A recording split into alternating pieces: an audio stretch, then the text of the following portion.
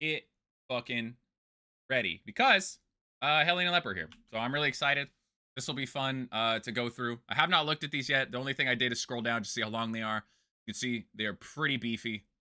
But I'm excited to go through this. If you don't know who I am, stream every day, twitch.tv/MarinerHawk. That is in the description alongside these patch notes, alongside everything else that you would need in my Discord, things like that. But yeah, I stream every day. I will be playing these tonight alongside the foreseeable future. I will be playing these because until I get kind of a hang on them. So I made a Steadfast Steward update guide for the Runaway Occultist Plague Doctor update. I will do the same with Hellion and Leper, where I compare.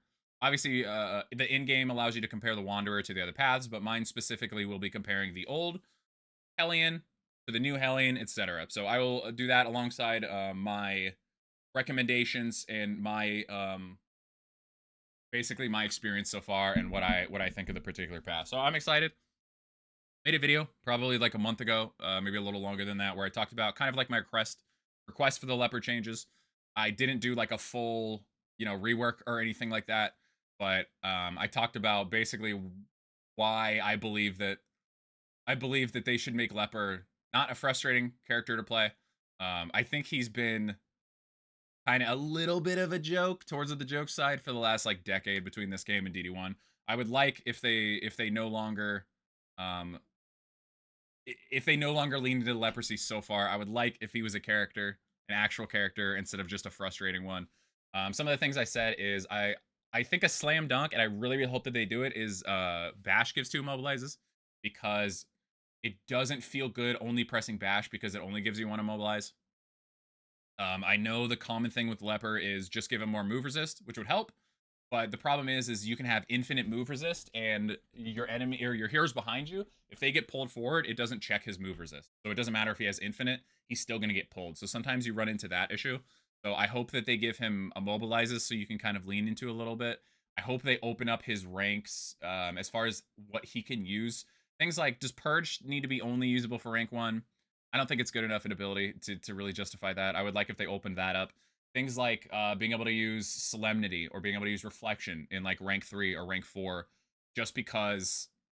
So at least if he does get shuffled, you have something to do where you can kind of use the rest of the team's movement abilities to get him to the front. Just things like that. I have more opinions on Leper than I do on Hellion. Or Hellion specifically, I don't really have any predictions. I would say Carcass. I think Carcass is like arguably the best of the old paths.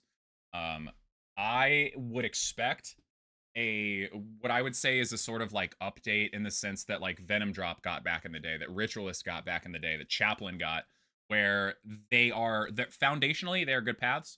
It's just kind of about bringing them into 2025 and updating that. So I would say with Yop, probably because of the weak token buffs in the Steadfast Steward update. I doubt Yop gives 2 weak tokens anymore. Or it would have a longer cooldown or something like that, just kind of in general, just because two weak tokens and a stun, pretty strong. I doubt that'll be anymore. As far as Ravager and Berserker, I don't know. One thing that I have liked about Hellion, about discussions with Hellion, is I like the idea that like bleed out would move back, and if it bleeds would move forward. At least on Berserker, because it would allow you to give her some mobility, give her some ability to shuffle, essentially, because people love shuffle heroes. I mean, we saw them really lean into it with new Aspirant, Survivor, and Orphan, both kind of lean into that, at least in their own way. Wouldn't be shocked if they did that. I think that would be a good way to go. It'll be interesting to see what they do with Tempest and Ravager, because those are the stat damage paths. It'll be really interesting to see what they do with those. I'm feeling optimistic about these though. I really like what they did with things like Alchemist and like Survivor, where they took both on like opposite ends of the spectrum, where Alchemist was a really strong path, although kind of uninteresting, which is fine for the old paths, and then they turned it into an interesting new path. And with Survivor, it was a path that was kind of lower, and then they raised it to make a really interesting path. So I think between the two of those, I'm feeling optimistic. The only thing that I would worry about potentially is if they continue to lean into Leper's downsides a little too much. At least in my opinion, a little too much, because again, there's only 15 characters in this game. I don't think, you know, if there was like 50 characters or something, sure, you can have one where it's kind of debilitating or whatever, but you know, there's only so many frontliners. It would be nice if Leper wasn't bad. Uh, it wasn't frustrating to play. I think the people that love Leper are very loyal, and I would like to see them get a win walking away with this. So I'm really interested in doing this. The instructions how to do this yourself if you want to do it on Steam are in here also, again, alongside the patch notes. Anything you would need in there, let's look into them. Is there anything in here? 2 more options to the dam, which is cool.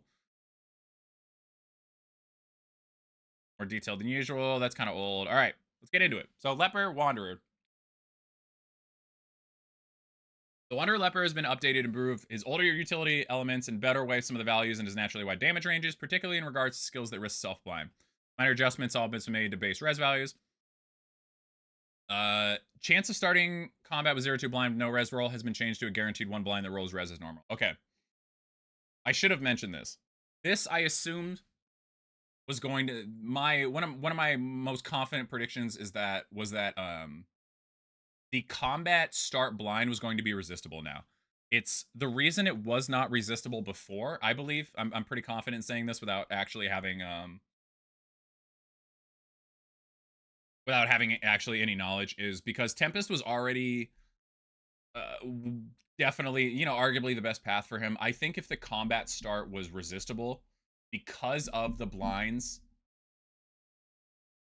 because of the extra debuff resist that Tempest already got, I think if the combat start blinds were resistible, it would make Poet feel like shit compared to Tempest. And it already, you know, in some way kind of does. But at least it's like an argument. Like, Poet was probably his best path, but Tempest was an interesting one. So,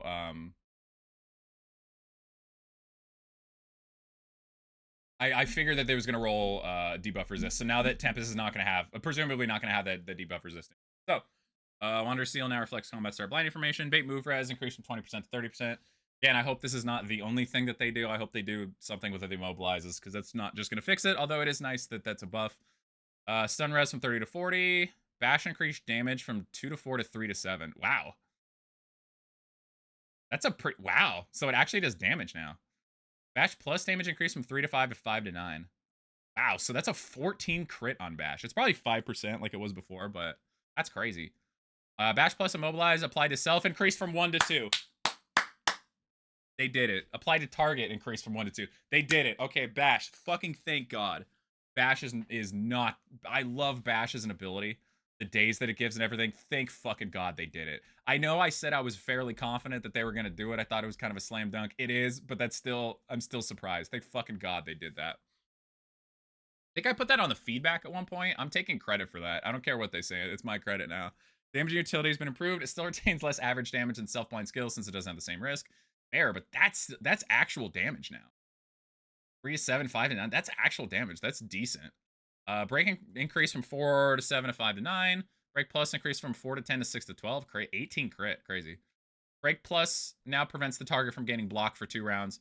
Yeah, that was on Inevitable End. I'm glad that they put that on the actual skill, because yeah, that wasn't... Inevitable End was the one that lowered your Death Door resist per round. That's not a good enough effect to risk dying. So I'm glad they added now. That's pretty cool. Another thing with Leper too is some of his masteries were kind of weird. Like, mastering Break was kind of weird in the sense that, like, you'd probably never do it. I mean, mastering Bash was okay because it comboed, but like, it's kind of like, what do you even master on him? There's not anything that feels really, really great. I think the 2 immobilizes and then this now actually give you a situation where you would master these abilities. So that's pretty cool. Break's damage and utility have been improved to better reflect its nature as a potentially self-bind skill, as well as better match some of their token negating abilities found on other heroes. This is super, super nice, by the way, for you talking like Warlord or something like that, which is something that's like kind of uncommon. It's a little hard to predict, but that can be... It's just one of those things. It's really, really nice when you have it. Chop plus damage increase from 6 to 16 to 8 to 16. Okay, so they're still keeping the Leper ranges where it's either you hit him with either a balloon or you hit him with a truck. Minimum damage has been increased to provide a better overall average for your mastery point and better reflect the risk of self-blind. I don't mind the wide ranges, by the way. I really don't. As long as... I think that was a small... That's kind of a small issue with Leper. I think it was... The the issue really wasn't the low rolls as much as it was the low rolls and the blinds and the getting moved around, you know, at least in my opinion. I don't mind the wider ranges. It does means for crit. Means crit fucking rock. So that's a nice thing about having the high range. Q damage increase from 3 to 7, 4 to 8. Q plus increase from 4 to 7 to 5 to 10. That's crazy. That's like it's better than Reap actually on Crusader. Average damage values have been adjusted to keep Q competitive with more recent AoE skill additions. Does that mean, is that a spoiler? Is that a spoiler, or does that mean it probably means other heroes, but Intimidate now has a cooldown of 2. Yeah, I guess I'm not too surprised. That's gonna feel bad. I'm not too surprised. I guess another thing, I did mention Yop giving 2 weak tokens. Intimidate gives 2 weak tokens also. I think as long as they bring, Intimidate was like far and away like one of his better abilities. I think if they bring, which it looks like they're trying to do, I think if they bring everything up, his other skills up, I think it's fine if Intimidate gets brought down a little bit. I think it's fine. It may not feel great, but it'll be interesting. It does do more damage now. Intimidate Plus is a cooldown of 1. Intimidate has been adjusted to better match cooldowns and similar taunts and debuffs used in other heroes. Damage has been improved to better match the overall nature of the Leper. You know, I kind of like that Intimidate was a taunt that didn't have a cooldown. Maybe I'll change my mind over time. I kind of would have rather had them be 1 weak token instead of 2 weak tokens, but keep it with no cooldown. I think my instinct is I think I would have liked that better than making it just the same as the other taunt abilities that are in the game. I don't know. That's my first thought. I would have liked it to stay kind of unique, but again, I don't have the context of the rest of his changes yet. Maybe I'll change my mind. Purge damage increased. Okay, so they burst damage. Damage values have been adjusted to better match the overall nature of the Leper. Still, again, probably I still kind of would have liked this being usable in rank 2, but it's not the end of the world. Reflection and Reflection Plus now remove all weak and vulnerable in addition to blinding combo. Interesting. Reflection and Reflection Plus are not usable if the Leper does not have any stress or a relevant token type to remove. Is this a quality of life just so people don't make the mistake of using it? I'm not sure why that is. I mean, that's like pretty niche, right? You'd have to have 0 stress, no weak, and no vuln. Huh. I don't know what the thought process behind that is. Because I would like I would like this as almost like a filler ability, where if you have like situations that I talked about is, let's say you have a moving comp, or you have something like a Jester, where like, all right, Leper gets moved out of position, Jester can move him back, but Leper gets a turn in the meantime. You don't want to just like, I don't know.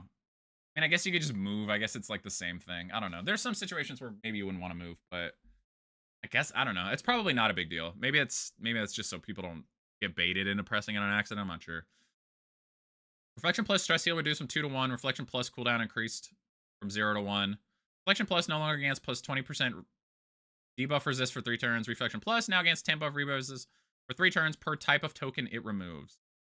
Reflection's been reworked to provide broader utility and further differentiate itself from Solemnity as our port skill. Okay, so it's they really like the per token idea, because they did it with Surgeon Battlefield Medicine. How do I feel about that?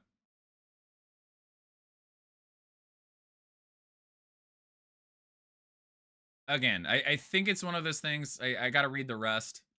I hope if they bring everything up to this level, then this won't feel bad. But I'm the lens I'm viewing this as is Old Leper, where Reflection's like actually a useful ability, and now it's not usable in a circumstance, which again, relatively rare. Less stress heal, has a cooldown now. Debuff resist is cool. Stacking up to 3 times is interesting. So you'd have,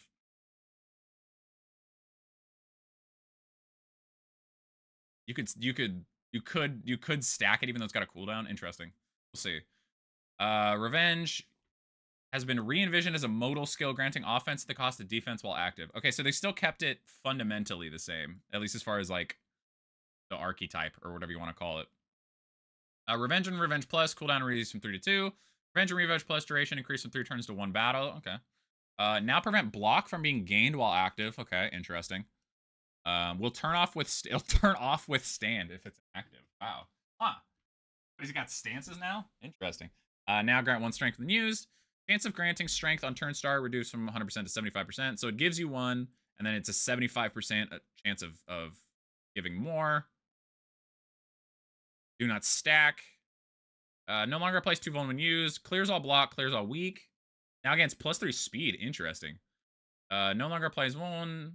Chance to generate crit. No longer end your turn when activated. Oh, so it is like a stance kind of thing. Oh. I mean, you know, roughly. Revenge has been reworked to enhance the risk-reward aspect, allowing the Leper to lean harder into outputting damage at higher defensive cost or a sustained period. Interesting. That's going to be fun to look at. Ruin has been completely revised. Ruin and Ruin Plus no longer have a cooldown of 3. Ruin and Ruin Plus no longer have a use limit of 2. Cannot be activated if the Leper has any Ruination tokens. Oh, he's got tokens now.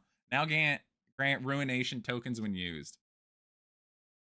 Ruin and Ruin Plus now generate Ruination tokens anytime combat damage is taken over 2 turns, stacking up to 10 times. Holy shit. A little pain token kind of thing. Ruin now grants Ruin has come after 2 turns, causing the next successful hit to deal plus 15% damage per Ruination token. Causing the next fill mastered is 20%.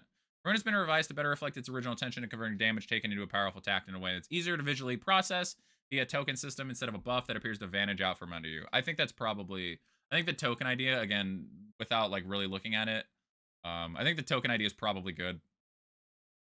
Because it's easier to see, especially as console players.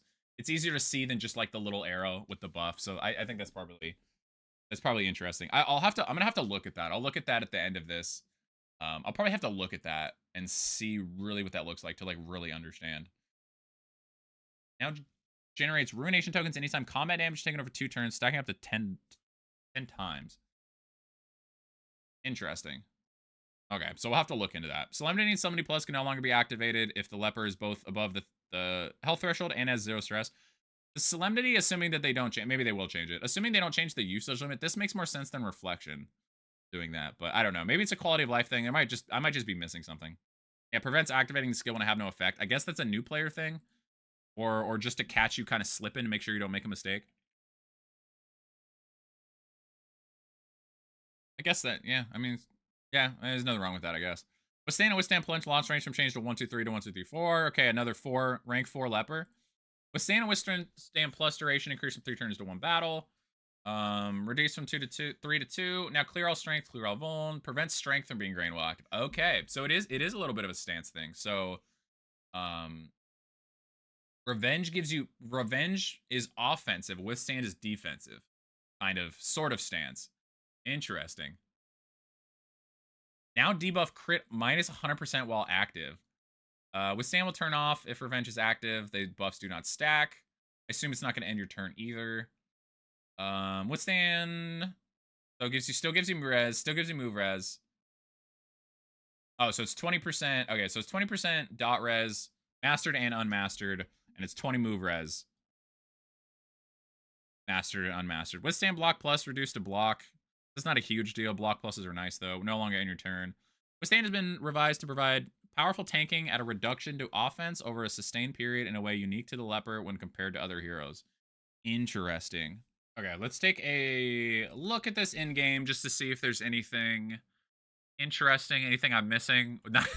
Nice tooltip. Okay, so Withstand still does have usage limits. Interesting. So it still gives you blocks, still gives you taunts. It does give you... It gives you dot res for the... it says rest of the battle, but I think if you use Ruin, it takes those, if I understand correctly. Or if you use a Revenge, rather.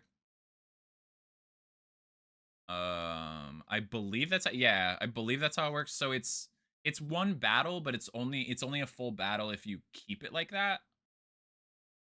But as soon as you switch stances, it takes that away, if I understand that correctly. So it says does not stack. Yeah, so the reason it has a usage limit is so you would go to Withstand, Revenge, and then back to Withstand, or something along those lines. Oh, only the mastered version of only the mastered version of revenge or of withstand doesn't end your turn. That's kind of odd. Is that literally all it does? I mean, that's a big. Is that a tooltip issue, or is that where it said the third line there? It says self remove, strength vuln, remove revenge, and then when you master it, it's remove revenge buffs. Is that a Is that a tooltip issue, or is removing revenge different from the removing the revenge buffs? Not sure. All right, so let's look at revenge. Revenge giving speed is pretty funny. It gives you a strength token, and there's a chance of another strength token. It looks like that's a tooltip bug. Remove revenge buffs because revenge when you master it, it still says remove withstand. It says remove withstand buffs. Oh, so only mastered doesn't end the turn, and that's all it does, right? I'll have to see how that plays. I have to see how that. Yeah, I'll have to see how that plays. Whether that feels like a big deal or not. Huh? Interesting. Again, Solemnity still only usable in the front ranks. Plus 10% debuff resist per token removed. So up to 4, it looks like. Yeah, so it's up to 4. But it's got a cooldown now. Man, really, really wish they would have opened up the ranks for these, but I guess that just makes Bash that much more important. Yeah, I would rather this not have a cooldown personally. All right, Ruin requires self-know. I guess that's the token. What is the definition of that token? That's the Ruination token. Okay. Feels a powerful attack when Ruin is ready. I like the I like the Ruin as cum tokens. It's literally just Leper, but Leper with fire. I like that. I actually like those tokens. I think those look kind of cool. Okay, so oh, it gives him 2 immediately, and 2 is gives 2 stacks immediately. It doesn't say. I might be dumb. When Ruin expires. Okay, so you can't use it if you have any. When Ruin expires, which is in 2 turns, gains that for how long? Gains this. Ruin has come. Next, it's just 1 hit? Is that it? I mean, it doesn't have a usage limit, I guess. You could, like, stack it. God, I wonder, though. I mean, it does say require next hit, so it's not. One of the issues with Ruin when you used it before is that when you used Ruin, if you're blinded, like you're trying to hit, but if you keep getting blinded, it doesn't matter if you have plus a trillion damage if you just keep missing. So I guess Ruin specifically, I'm guessing next hit says that it does have to hit. So it's not just the next attack, it's the next hit. So you won't get screwed over too much by the blinds. If I understand this correctly. Interesting. God bless, 2 immobilizes. God bless. And actual damage. Interesting. It's going to be really interesting to see how this plays. I don't hate the stance idea. I think it's kind of interesting. I don't hate the stance idea. I like what I see so far. Again, I really would have liked the ranks opened up for a little bit, but it's not the end of the world by any means. Okay, Tempest.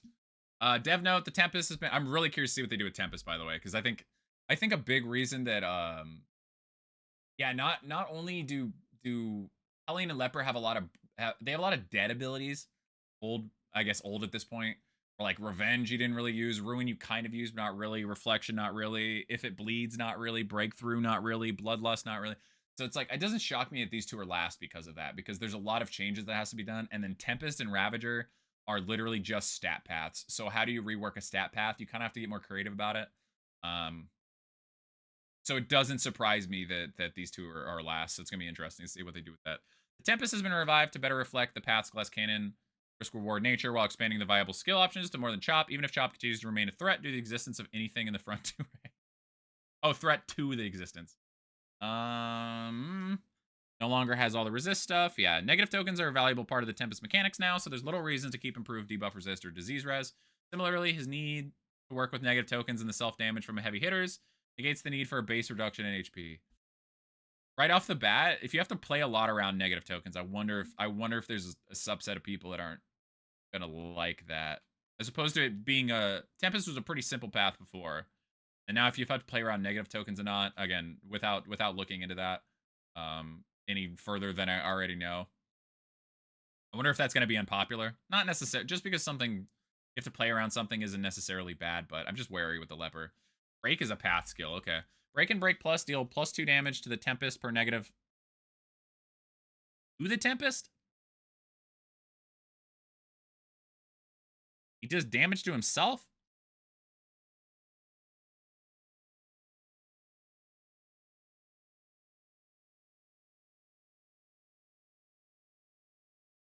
I'm gonna peek at that real quick. Am I understanding that he does damage to himself? It does. Interesting. Magellan. Break and Break Plus additionally ignore weak when the target has combo. Ignore weak, interesting. Break chance of blinding increased from 75% to 100%. Oh, Christ. Plus 10% damage per negative token on Tempest. Break Plus chance increased from 60% to 75%. Break Plus deals plus 15% damage per negative token on the Tempest. So he hurts himself, but he hurts them more. That is interesting. Chop and Chop Plus deal damage to Tempest per negative token he has. It's interesting. You could have given me 100 guesses. I couldn't have guessed Tempest is gonna hurt himself. Ignore weak. Target has combo. Chop damage is same as Wanderer. Increase blind, so it's 100% blind unmastered on some of these. But I assume they can be resisted. Just plus 10% damage per negative token to the Tempest. Chop plus damage reduced from 8 to 18 to 816. So that's the base. It's just a bunch of number stuff. That's pretty much all the same though. That's the basis though. Interesting. 3 self-bind skills, Chop, Hew, and Break, have all been updated to serve as core damage options for Tempest. They're potentially higher damage than Wanderers, offset by the increased risk, self-damage, and a higher chance of self-blind. Revenge is now a path skill. Revenge and Revenge Plus do not grant plus 3 speed on this path. Revenge and Revenge Plus, chance of strength is reduced from 75% to 66%. Revenge and Revenge Plus will convert 1 strength into crit instead of gaining strength on turn start if the Tempest has max tokens already. Max strength tokens already. So max strength tokens is 2. So everything above 2 turns into crit. That's actually interesting. Revenge and Revenge Plus will cause any crits the Tempest lands to clear all of his current negative tokens. This is one of those, I'm going to have to play it to really, like, understand it. I don't think just reading this, I'm going to have a good understanding of how it is. Tempest version of Revenge is designed to allow an alternate form of negative token cleansing. Then Reflection, while helping to push those chop hits to their limit, as original penalty speed has been folded into this version of Revenge, reflects the increased speed available on Wanderer. I'm gonna have to play this to really understand this, to understand the flow of this. Because yeah, you do have to play around some stuff. This seems like it's gonna be a bit of an intricate path, relatively. No, yeah, not necessarily a bad thing, but Ruin is now a path skill. Ruin and Ruin Plus do not share any of the effects used by the Wanderer version. Ruin and Ruin Plus steal all negative tokens from a target adjacent hero. Oh, they really, bro.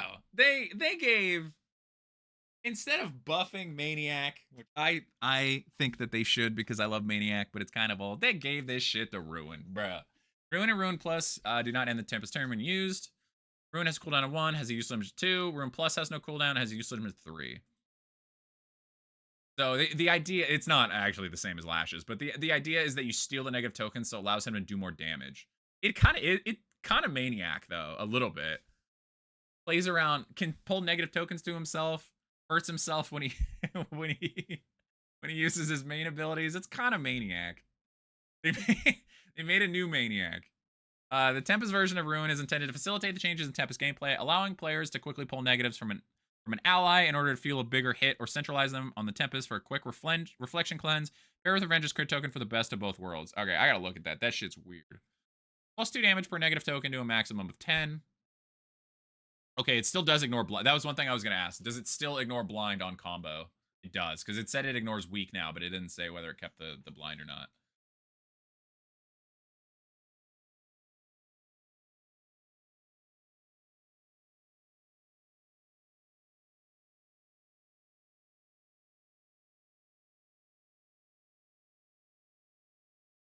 Okay, turn start strength token on the left there, Tempest, the first line of Revenge. Or convert 1 strength to crit when strength already has 2, so when it's maxed out. So that's kind of interesting. That could be a lot of damage. How would you what's the best way to play around that? Can you have Ruthless Instruction giving a strength token on Instructus, but that's only unmastered. So I wonder what scenario can you really like farm strength tokens? You would want to like stay loaded on 2 strength tokens. I mean calibrating sensor, which is already a trinket that's really good on him, where it gives a strength token if missed, something like that. Trying to think what the synergies were with that. Gain on crit, remove all negative tokens. So it's kind of like you're ramping up to a lot of damage, and then if you crit, kind of going back down, you're ramping up. Oh, these kind of intricate tooltips too. Oh, right. This doesn't end the turn. Oh, right. It doesn't end the turn. So you can pull and then hit. Oh, okay. It does have uses, but other than boss fights, that's pretty good. And then Tempest or Mastered still does the same thing. Targets an adjacent ally. Oh, okay. So it's an Oh, okay. So you're fucked if you play him in rank 1. Essentially, you're fucked if you play him in rank 1. Because then you only have 1 choice instead of 2. Man. Yeah, I didn't realize it was adjacent ally. That's probably less useful than I think. I have to imagine that's something that they would keep an eye on though. As far as like if there was anything to buff. Like I would have to imagine as game dev, you're like, all right, if we were gonna buff anything, this is what we would buff. And I think that's a good target for buffing. I guess there's nothing stopping him other than Purge and Intimidate. There's nothing stopping him from being in rank 2. So I guess you could, yeah, I guess you could put him in rank 2.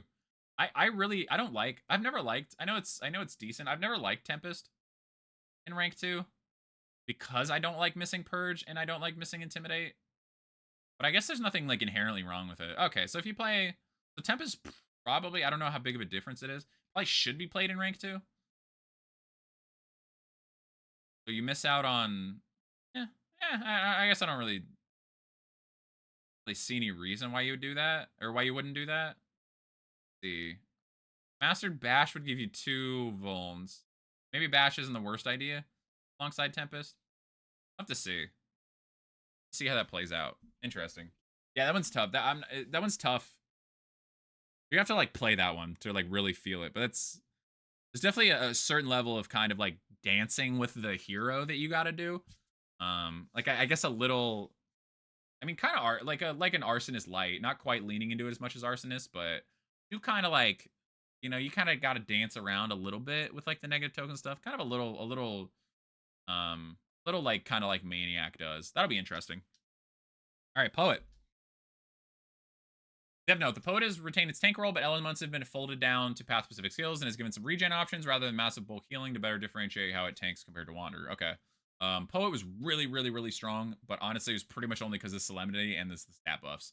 So I hope, again, kind of like I was talking about earlier, I don't mind if they bring like Intimidate down a little bit so that they bring everything else up. Kind of the same with Poet. I wouldn't mind if they brought Poet down a little bit from what it was before because it was just so much better than everything else. As long as they bring everything up too also.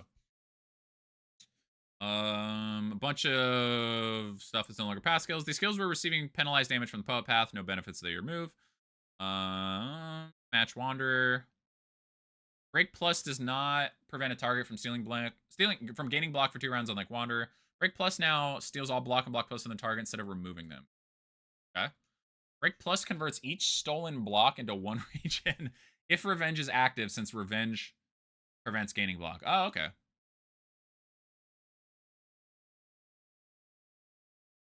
I think what scenario, again, Warlord that's really good against, but you don't really know whether you're going to fight Warlord or not, so I don't know. I mean, I guess you could just switch Break on if you know you're going to fight Warlord. That's kind of funny, though. That is kind of interesting. We wanted to give the Poet an interesting take on Break that still accomplish the elimination defenses on a target, but in a way that better fit the path. Not bad. Revenge is not a path skill. Revenge Plus. Do not grant +3 speed. They grant 2 strength. They do not have a chance to grant strength on turn start. Grants 2 regen on killing blow while active. Oh, interesting. Revenge plus have a chance to inflict combo or vulnerable on any attacker while active. Okay, so a little bit of a Thorns, the Thorns effect similar to Survivor. Okay. Want Revenge to better reflect the nature of the poet with regen that can feed into Ruin or self-survival. The ability to inflict negative tokens back on his attackers. This version of Revenge grants a little more strength up front, so it has no continuous generation. Interesting. Granting 2 strength is kind of cool. That can be nice to kind of get loaded. Ruin is now a path skill. Ruin and Ruin Plus do not share any effects with the Wander version. Use limit of 2. They turn off Revenge and Withstand. Convert all block or block plus to strength. Okay. Reverse each source of regen to a crit token. Oh, okay, so that's each source of regen. So I'm assuming this, so does it track where the regen comes from? So this would count not as 3, but it would count as, it was count as 1. What about each stolen block? So if you steal 2 blocks, would that turn into 2 crit tokens or would that turn into 1 crit token? Because you got it you got it via break plus. And I guess it doesn't matter too much since you can only have 2 max crit tokens. That's interesting though. First, each source of regen or crit. So right off the bat, obviously disgusting with Vestal. Magellan. Pretty crazy right off the bat. Just a guaranteed crit tokens. If nothing else, just guaranteed crit tokens. That's crazy. Obviously trinkets they give it. That's kind of crazy. Ruin plus prevents a boat from getting weak for 2 rounds. Sometimes a poem turns into an epic. Nice line. Jester line. So we wanted to give the poet a way to dish out the damage when it really counted. The master version prevents the strength tokens from being canceled by any weak tokens during his turns. Ruin is very offensive. That is a very offensive. That is so, that feels like in practice that's pretty easy to set up. Each source of regen. Huh. If Revenge is active. I guess you do have to, a full switch though. So you would do like Revenge. You could do like Revenge, Killing Blow, Break Plus. And then in theory, that's 2 source of regen, but maybe that's 1. I don't know exactly how that's calculated. We'll have to see. And then switching to Ruin. Okay. Yeah, because I guess it is kind of stances, right? So you do have to switch. You have to switch stances and stuff. So maybe that isn't as busted as it sounds, but Solemnity Heal reduced from 50 to 25%. Solemnity now includes 3 regen. Okay. Solemnity plus is 33%. Now applies regen. Wow. A lot of regen he can get. So Ruin sounds like a must run. Of anything so far, Ruin sounds like a must run. Because regen is just so easy to get, relatively. Huh. Solemnity as it previously existed was clearly Solemnity plus plus, so it has been adjusted to better suit the poet's regenerative nature. Huh. Withstand is now pass skill. Withstand, not grant dots. Dot res. It does grant move res, which is cool. Grants stun res. There's a 75% chance to grant grant taunt on turn start while active. Withstand has been adjusted to fold in some of the poet's previous innate resistant bonuses. In addition to the small buff, both of those values received at the base wanderer level. Chance for continuous taunt generation can keep focus on the poet over time. All right, let's take a look at that.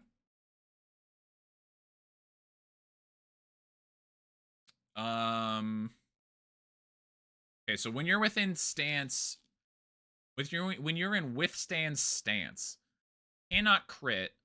You gain a lot of move and stun res. I'm glad that they do a pretty good job of keeping, in my opinion, keeping the old paths kind of fundamentally into the new ones a little bit. Like I like that there's still a stun move res. It's not totally true, but in general, I think that's like pretty true.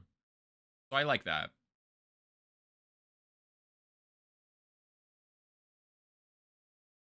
Damn, that I will say that difference between does ending the turn and not ending the turn does seem like a pretty big change. Like it seems a pretty like for a literally only one thing when you master it, literally only one single difference. It does seem like a pretty big. That's like a weird mastery point to spend. It's a weird mastery point to spend. Might get used to though. Whoa! Why does a regen look like that? Okay, so that's a new token? That's a new token that says it gives you regen, I guess? Yeah, so this is saying heal 25%. I'm not sure that's super obvious. I don't know. I'm not sure that's super obvious. Huh. So it gives regen. Yeah, I'm not sure that's super obvious. Because the old usually when it said it gave regen, so does Flagellant look the same? Or does let's say Vestal, does Vestal look the same? It does. They changed the token for regen. It's gonna be kind of confusing. Gonna be a little confusing. Because the old one was the old regen is now the new like normal heal. So I think that's gonna be confusing. I don't think that's super clear, to be honest. I mean, you can kind of figure it out. Like, obviously, it's not going to be 33%. It's not going to be 25%, 33%, 50% regen. But I guess you can contextually figure that out. I think it's going to be a little confusing.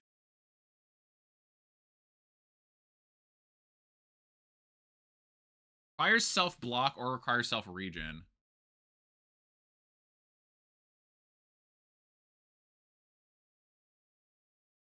I have to see how that regen works. I don't know what it means by source.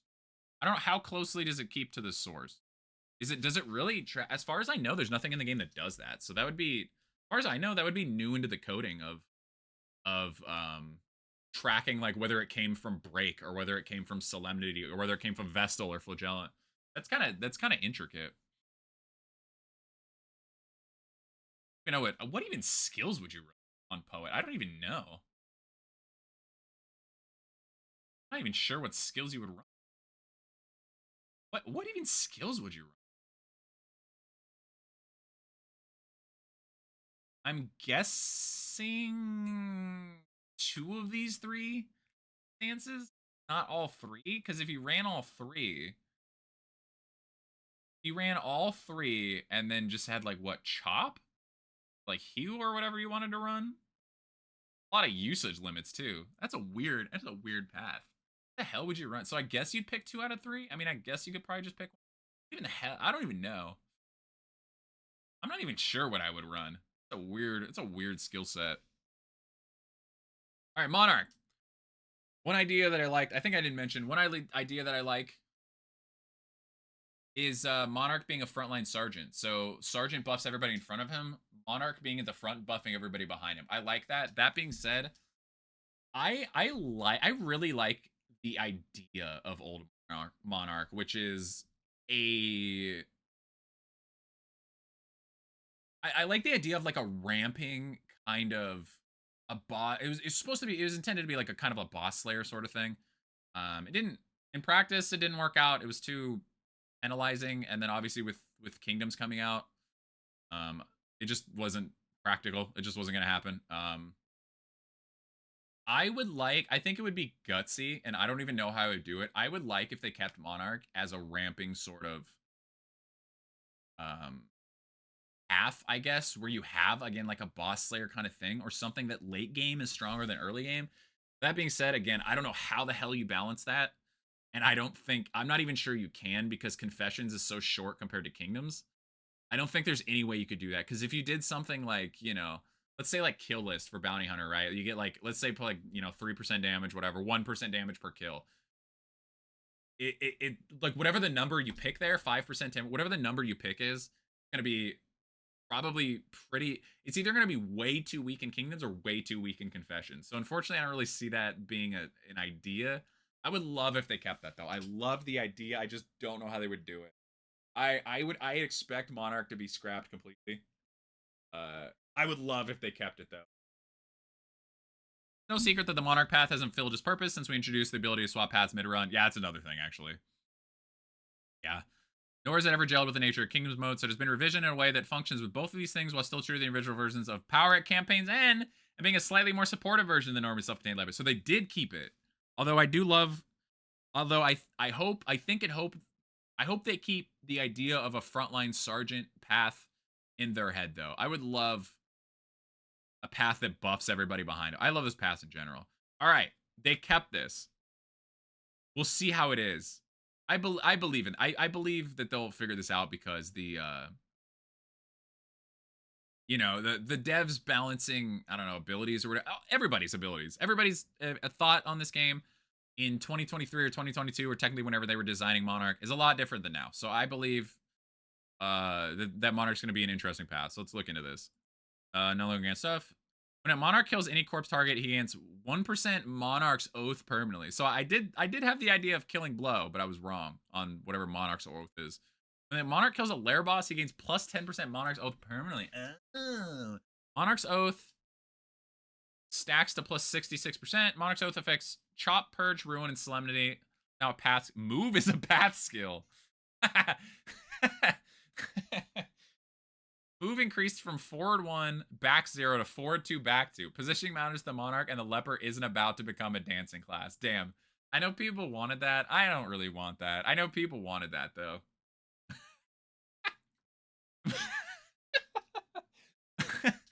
Moving is a path skill.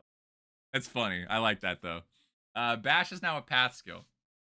Bath plus, Bash plus, Bath plus doesn't, it's not prime combo. It now stuns versus combo. Okay. Chop is now a path skill. Chop and Chop plus deals bonus damage to equal to Monarch's Oath. Plus, or chop damage reduced from 6 to 12 to 5 to 9, or 9 to 15 at maximum Monarch's Oath. Chop reduced from 8 to 16 to 6 to 12, or 10 to 20 at maximum Monarch's Oath. Monarch's Oath.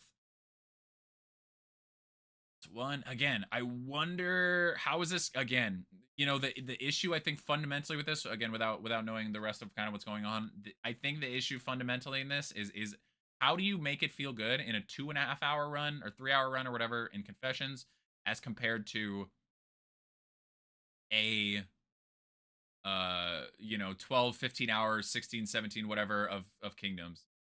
I don't know. You know what I would like now that I think about it? I wonder if they're gonna make this like a memory. I wonder if they're gonna have it. That'd probably be too stupid. I don't know. Would that be too stupid? I don't know. Have it like a memory where it carries over as long as you have a memoried Monarch. He would keep that forever. That's cool. I hope they do that. I hope they by the end of this it says that. It probably won't, but I hope it does. That'd be cool. The Monarch is shifted more in favor of positive token interaction manipulation rather than negative. So Intimidate is restored to the Wander version. Accordingly, hey, I skimmed this. Purge and Purge Plus. Launch ranks increased from 1 to 1 2. Okay, we did get rank 2 on Purge. Some way. Ignores dodge. Destroys 2 positive tokens on the target. Get fucked, stupid Crimson Court bitches. Purge has a 1% chance to steal all positive tokens from the target. This chance is increased by half the value of Monarch's Oath. Interesting that they leaned more into like the Moribund style. Wow, Monarch is the ultimate Kingdoms. Purge, at least, is the ultimate Kingdoms Kingdoms path now. Just because Coven and I mean all of them really, but Coven and Bloodsuckers specifically get so many positive tokens. Let him have her post, cowards. Let him steal her post. Purge plus, blah blah blah, 1% chance, blah blah blah. No longer applies combo. More flexible ranks allows Purge to pair better with Reflection. In order to keep this skill distinct from Break, which ignores block, separated from non-damaging theft skills such as Highway Robbery, damage on Purge has been kept lower and does not ignore block. Reflection is now a path skill. Targets an adjacent ally. Does not heal stress. Copy any positive tokens on the Monarch to the targeted hero. So steal some shit and then copy it. Okay. The cooldown of 2 does not remove any stuff. Reflection Plus is a remove of 1. Reflection Plus. Now, wow. So Reflection doesn't remove any of that, but Mastered Reflection does. That seems like kind of a big.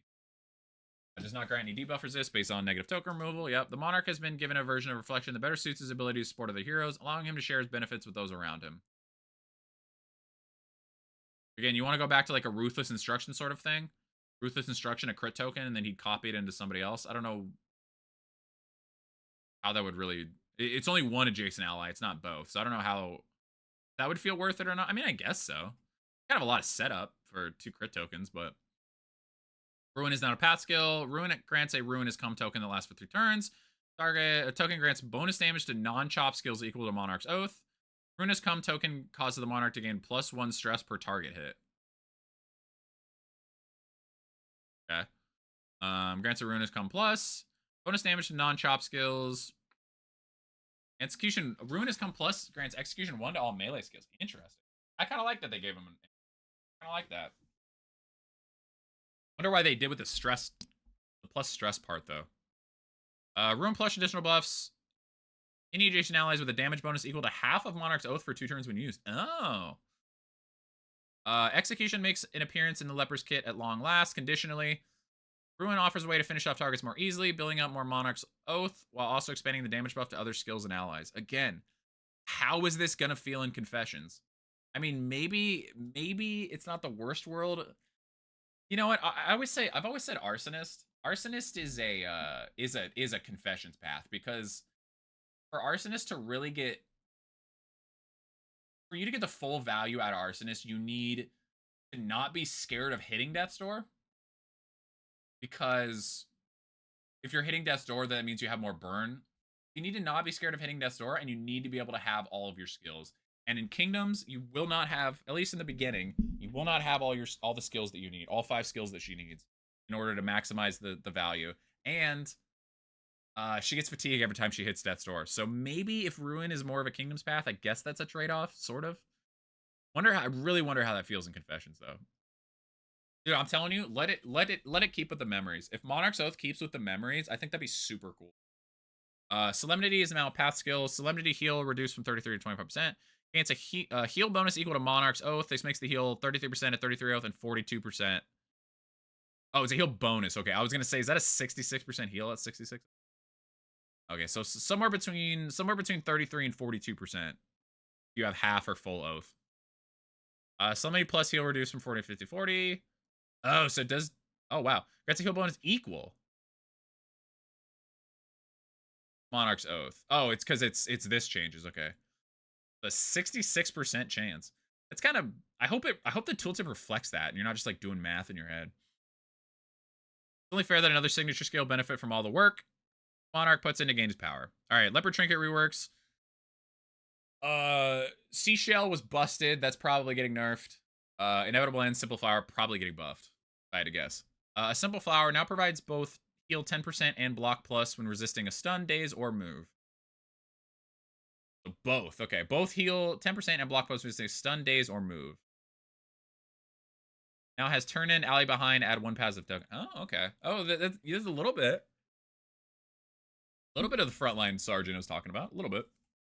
Inevitable End, completely reworked. Yeah, I figured. Now has turn start forward 1, turn end plus 5% damage for all of battle. When last in turn order, and on move, -1 speed for a battle. Turn start forward 1. So that's interesting. Turn end and on move.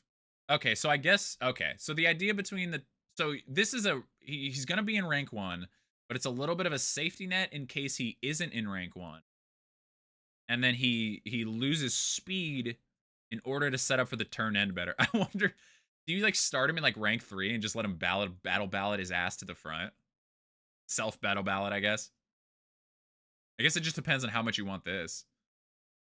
Interesting. -1. I wonder how bad that -1 speed is. I mean, I guess he's Leper anyways. You're already kind of used to it. Uncommon Seashell replaced apply on hit, intimidate, combo token with apply to attacker. Apply to attacker when crit stun. Oh, interesting. Replace -10% receive per negative token with when healed, gain block or block plus. So they gave him the survivor thing basically. God, I really wish they would have kept this in some way. Dude, -10% received. This was so funny when Seashell you would take 0 damage because he had a block and then negative tokens. God, I wish they would have kept that in some way, but that is interesting. That is an interesting one. Okay, let's look at, just for the fun of it, let's look at the trinkets. Which I will find very quickly because I am an intelligent human being. They are right. I'm gonna find them so quickly.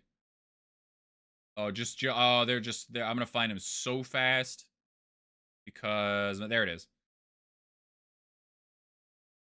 Gain on stun, days, move resist.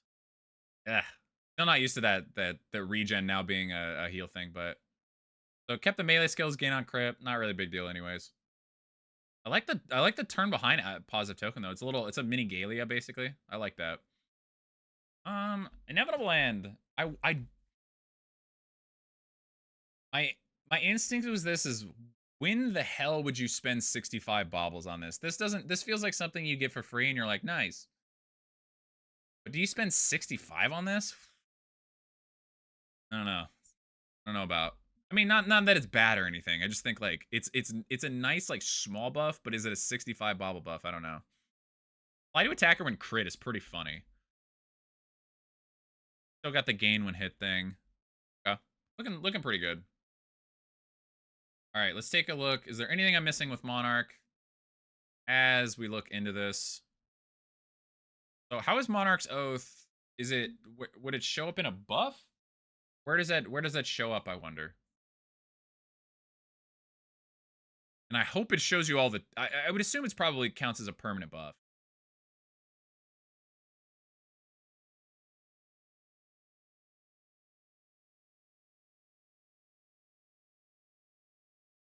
Plus X% healed equal to Monarch's Oath.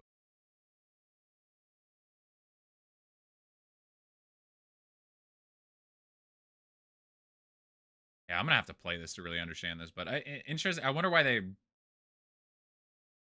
they added the stun idea kind of randomly onto Monarch. I don't know how it fits into Monarch specifically, which is okay, but I just don't really know specifically where that fits. That's fine though. It's a slight change. I mean, sure, cool. Huh? How is this gonna work in Confessions? The big question. But I will have to play it and have to figure it out. Oh man, Leper. Let's see. How do I feel? Leper summary. How do I feel? How do I feel? I have to play it, I think is the answer. I kind of said the same thing with Runaway. I think it's hard to really I think it's hard to really yeah, you got to know how it feels. Like when you're playing around the negative tokens in Tempest, you're playing around Monarch's Oath, you're gonna have to I feel like you're gonna have to play it to get like a real opinion, which I will. And I'll talk about it in a future video. Figure that out. Interesting. Other than Bash didn't really do the movement based stuff that I kind of would have liked with Leper. Monarch seems like an actual path now. That's pretty cool. Yeah, I'll have to play it. We'll have to play it and see how it feels. Sorry I don't have like any better insight on that, but there's like so many changes and there's so, you know, he has a new token, he has a new plus token. It's gonna require some playing to kind of like figure out. I feel like I spent forever on that. Or an hour into the video. Alright, Hellion. Woof. Hellion Wanderer. Adjustments have been made to Winded and a number of skills to improve the interactivity of the Hellion's unique token type, permitting more moment-to-moment decision-making. Interesting. Winded damage penalty changed from minus 33% to a flat minus 2% damage.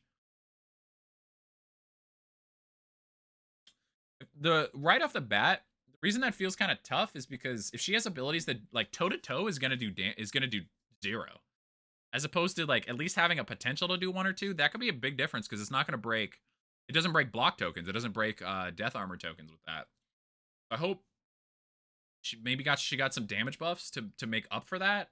Because you don't think about it, but there's a huge difference between doing 1 damage and 0 damage. Because again, 1 damage will break block tokens and they'll break death armor tokens. 0 will not. So I wonder if that'll be a problem or not. Winded speed penalty reduced from -3 to -2 per token. Skills that grant Winded no longer be used when Winded is max at 3 tokens. Oh, that's brutal. That's brutal, but that's kind of funny. Winded penalties were often so severe that even a single token could feel like it cratered the Hellion's capabilities. Switching to flat damage causes the overall impact of the penalty to ramp more smoothly over time, without completely negating the Hellion's ability to deal damage with the aid of strength or vulnerable tokens at maximum Winded. It winds up gutting the min roll. That's what I was talking about, yeah. But you end up with a more interesting range of damage potential once tokens or her low health buffs get involved. I will say, does it matter? Does this matter? That toe-to-toe does 0 damage or whatever, you know, insert ability here does 0 damage. Not really, because I think what they're kind of saying here is it is overall better because you can still use her Iron Swan, Howling In, Wicked Hack, the damages that or the abilities that actually do damage. So you could still do that if you needed to do damage. If you really needed to do damage to break a block token or break a death armor token. So is that still is it overall positive? Yes. I'm sure it's probably just one of those things you gotta play around. The Hellion's first plus 25% damage buff has changed from under 50% to under 66%. The Hellion's second damage plus 25 damage buff threshold has been changed from 20% to under 33. 66 and 33. You know, what's kind of funny is they added the lines at the quarter marks, and then they changed this to be 66 and 33, so you can't actually see when it is. I don't think it matters, but it is funny. Low health buff application trigger has been changed from turn start to combat damage. What the fuck does combat damage mean? Does that just mean if she does or gets it? If she hits somebody or gets it? Low health buff removal now occurs at turn end. The Hellion's Wander Path Seal has been updated to reflect these buffs. Torsos have been adjusted to better suit the Hellion's overall health pool, while the timing and management of the buffs has been adjusted to reduce the frequency with which they appear to be applied. Changes to the application. Removal timing now allow the buffs to better interact with certain extra action elements as well. Wonder if she gets an extra action then. There's not a lot of extra actions in this game. There's like a couple trinkets. Wonder if that's an implication, if they're implying that they're going to add more to her kit somewhere. Adrenaline and Adrenaline Rush no longer require that the Hellion's HP be under 33% to use. Adrenaline Rush and Adrenaline Rush buff has been adjusted to on attack heal 20% to on hit 15%. I will say, the stupidest part about Adrenaline Rush, which in my opinion should be nerfed because it's just fucking stupid, is the fact that you can use an AoE combat item to full goddamn heal. And I think that makes, I don't think it should count on combat items. I think that's really stupid. Or not have it be count on AoE or something. I think that's really stupid. Because you just Adrenaline Rush, I mean, it's kind of a symptom of a bigger issue, which is the Ravager was just so much better than everything else. But I don't know. It doesn't, unless they took that away somewhere, I don't know. Adrenaline Rush and Adrenaline Rush Plus buff duration is now increased by +1 turn per winded, removed by the skill. Oh, interesting. So it's 3 turns. Oh, wait, no, sorry. Okay, so it's heal 15% for 1 turn, but for every winded token it gets rid of, it adds an extra 3, or an extra 1, sorry. So it could be up to 3. Adrenaline Rush and Adrenaline Rush cooldown reduced from 3 to 0. Initial reduced from 5%. That's honestly kind of nice, because at least it gets her off Death's Door. Adrenaline Rush initial heal is now increased by 100% per winded removed for a maximum heal value of 20. So you want to ramp up the winded tokens and then get rid of it. Kind of like Vanguard a little bit. A little bit. Vanguard's purpose with whatever the hell, a stand fast, I think that's the ability. I don't really care for Vanguard personally, but I think it's stand fast that does that. That's more of a safety net than in a legit reason you want to get rid of it, but same idea. Adrenaline Rush initial heal reduced from 25 to 10 is now increased by 100% per winded token for a maximum heal of 40%. Oh, it's saying max. Oh, I see it. It's saying maximum counting this 10%. I was like, where did 4 winded tokens come? Okay. I believe, if I understand that. Adrenaline Rush plus use limit increased from 2 to 3. Adrenaline Rush has been adjusted to remove some restrictions on its use. As the Hellion's current winded count influences several aspects of the beneficial effects, we felt it would be better to leave the timing of activation more fully in the player's hands. I would agree with that. The self-healing capability has been toned down slightly to account for the potential increase in duration, freedom of use, and general balance. It does, however, still heal per target using AoE skills. Maybe in practice that won't feel as bad because it is only a 15% heal as opposed to a 20. As opposed to a 20 for 3 turns to heal for 1. Still hate it.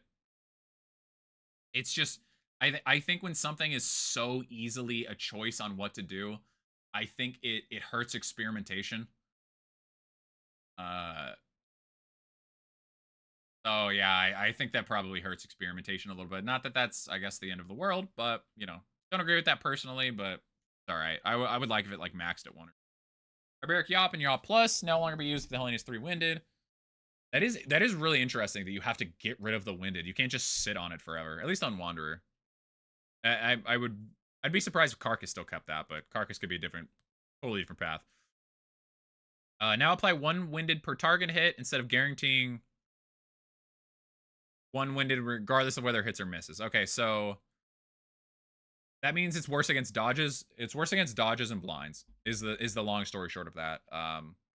Arsonist Dragonfly works the same way, where Arsonist gets more burn to herself based on targets hit. She can get 0. She can get 1 stack of it or get 2 stacks. So same idea. Barbaric Yop, Barbaric Yop Plus. Now apply 1 strength per target crit. Per target crit. Huh.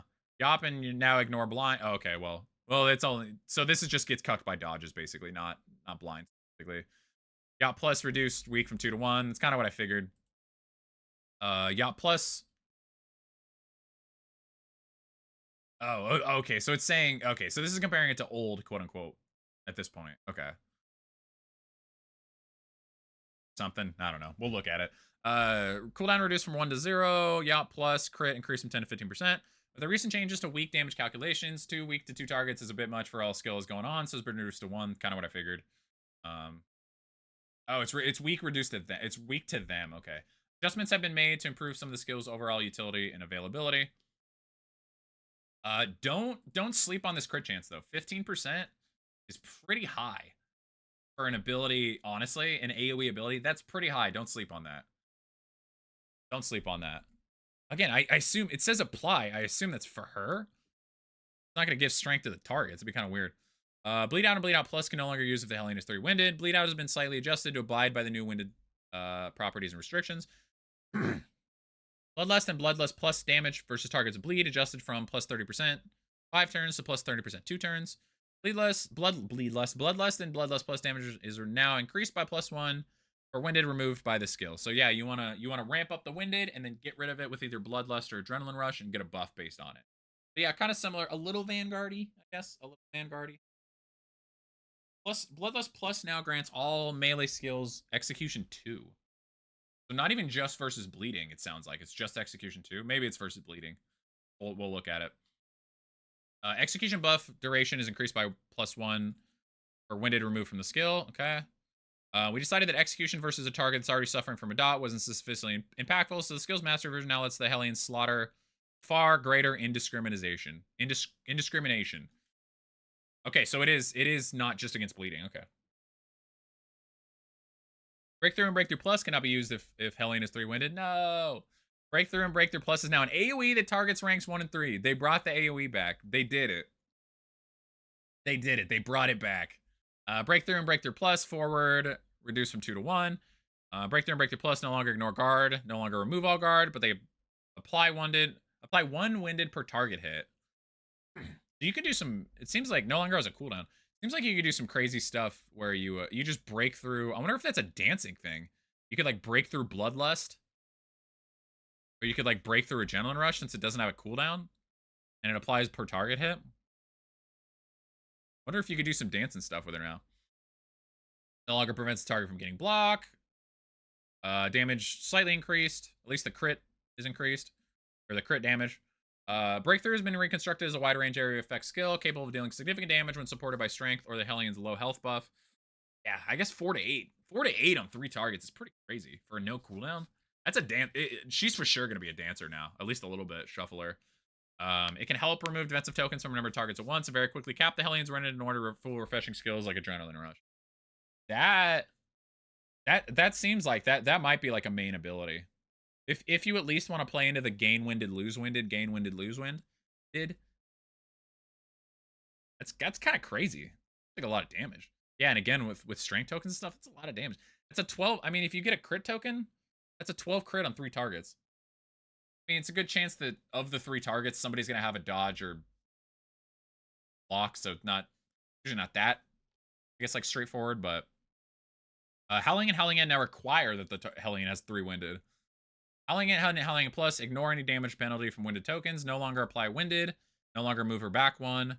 Howling End cooldown reduced from 3 to 2, and once again ignores block. Howling End has been adjusted to pack some of the armor-piercing punch of early incarnations, but in a way that requires a little more thinking about how to interact with the Hellion's Winded Kit instead of relying on Howling End as a round 1 delete key. Good. Glad they took that away. It requires both 3 winded and does not remove them. Skills or combat items that clear cooldown are still valuable for reactivating it.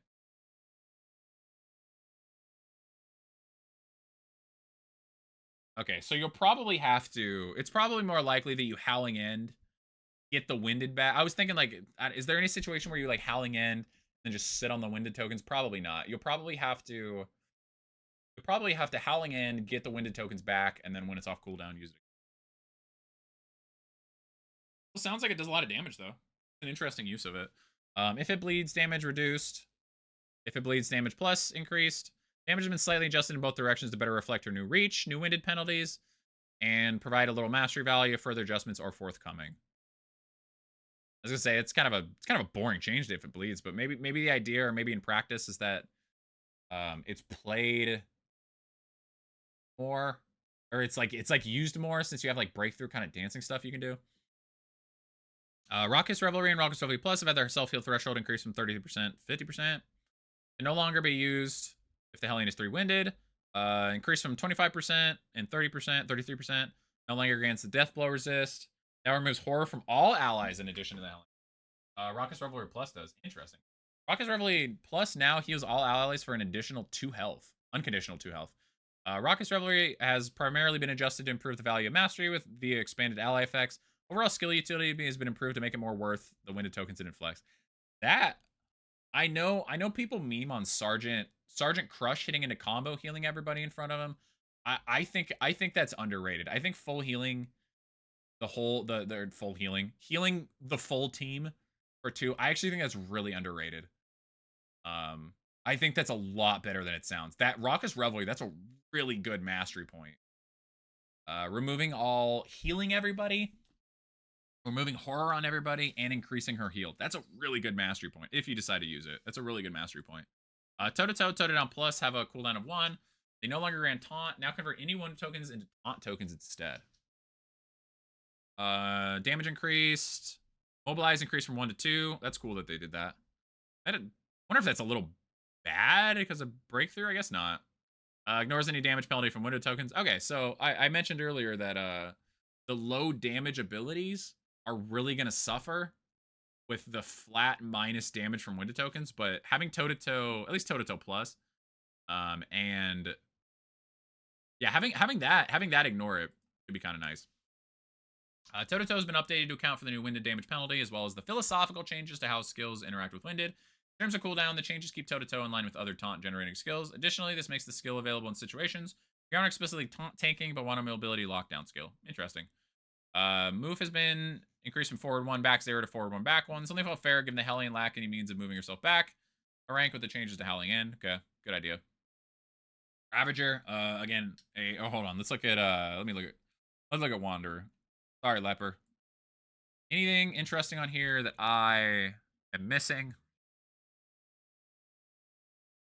These buffs last until the Hellion ends a turn above the threshold. Yeah, extra. I guess the extra action that it talked about. Yeah. Just trying to think what are the real implications of that. I mean, I don't know. I mean, I guess if he ends a turn above the threshold, I have to play that. It's like all pretty much the same. Requires self is below 3.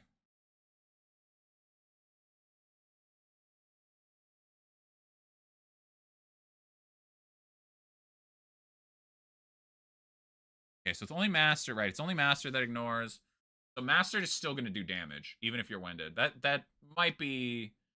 That's a nice mastery point. I don't know if that's a great mastery point. I think it's a good mastery point though. Like a good late one to feel at least a little good, because again, if you are in a situation where you toe to toe, it is nice to have it do like literally like some damage.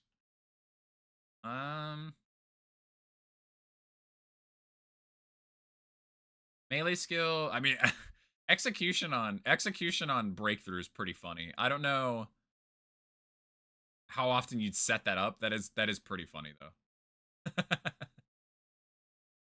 Fire self is 3. That is a lot of, and ignores block. It's a lot of damage. I mean, it's not hard to get her winded 3. So it's essentially a burning stars, or essentially old burning stars, I guess. I think the damage is pretty similar. I wonder how often that's gonna be run though. I'm curious. I wonder how often that's gonna be run. I feel like, I don't know. It's nice to go on. I guess it's not an insta put on anymore, but I don't know, man. Kind of damn near though. All right, let's get into Ravager. I don't really know what they're gonna do with Ravager. I would guess if anything, it would be that I know they seem really interested in the arsonist self burn kind of aspect. So I'm wondering if they lean into that with Ravager also. I don't. Not that I expect this to be like a like a arsonist path or anything, but bleed. I wouldn't be surprised if they had.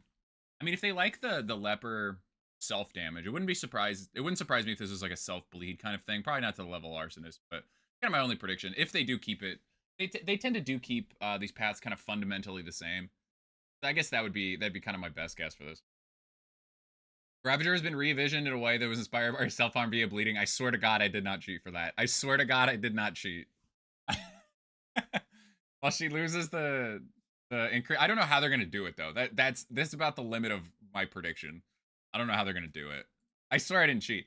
While she loses increased HP and native rank 1 damage buff, she has regained the use of her bleed scales along with a number of new tricks to make her hit hardest when she's hurting most.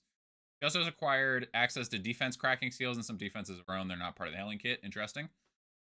This path now uses a unique version of Winded that applies -2 damage and 1 speed. Additionally, this Winded applies 1 bleed per Winded on round start. This bleed can be resisted. Yeah. Ravager Winded folds the old path self bleed into a more interactive system and reduces the speed penalty per Winded as an offset. Self damage plays into some of her skills, but it can be resisted for those who'd rather build not to deal with it. Best low health buff 133% has been changed from plus 25% damage to ignore Winded. Oh, interesting. This path now has gain on kill healed 25%. I'm assuming, obviously this is like very good. I actually think this is probably actually to offset this. So that's fucking crazy. First of all, 25%. I bet that's kind of like not a fake positive, but I bet that's not as good as it sounds based on the fact that you probably want to be under 33% more often than not. But that is a nice. I think that's kind of like twofold. I think the purpose of that is to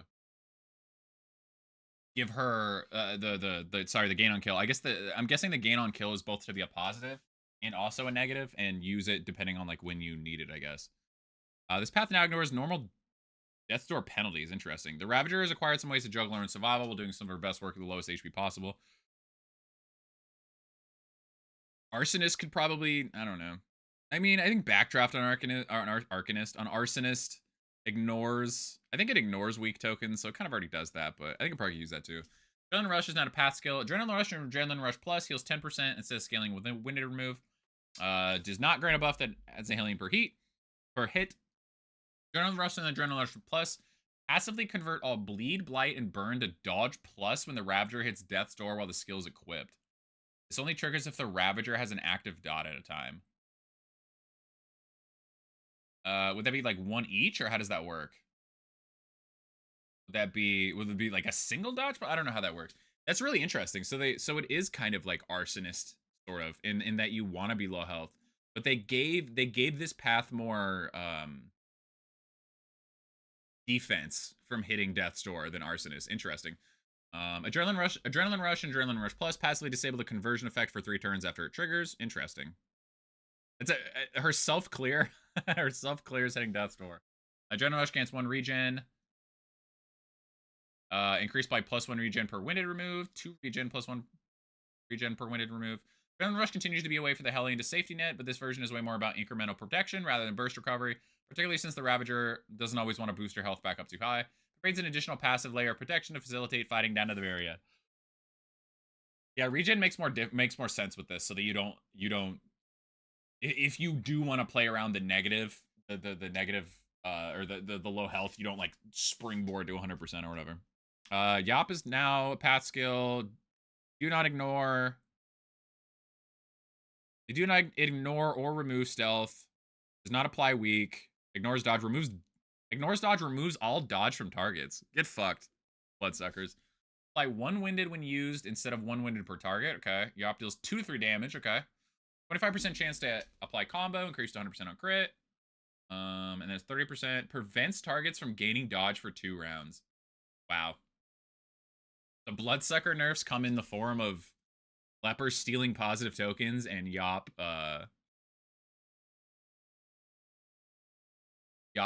stopping dodge. I'm assuming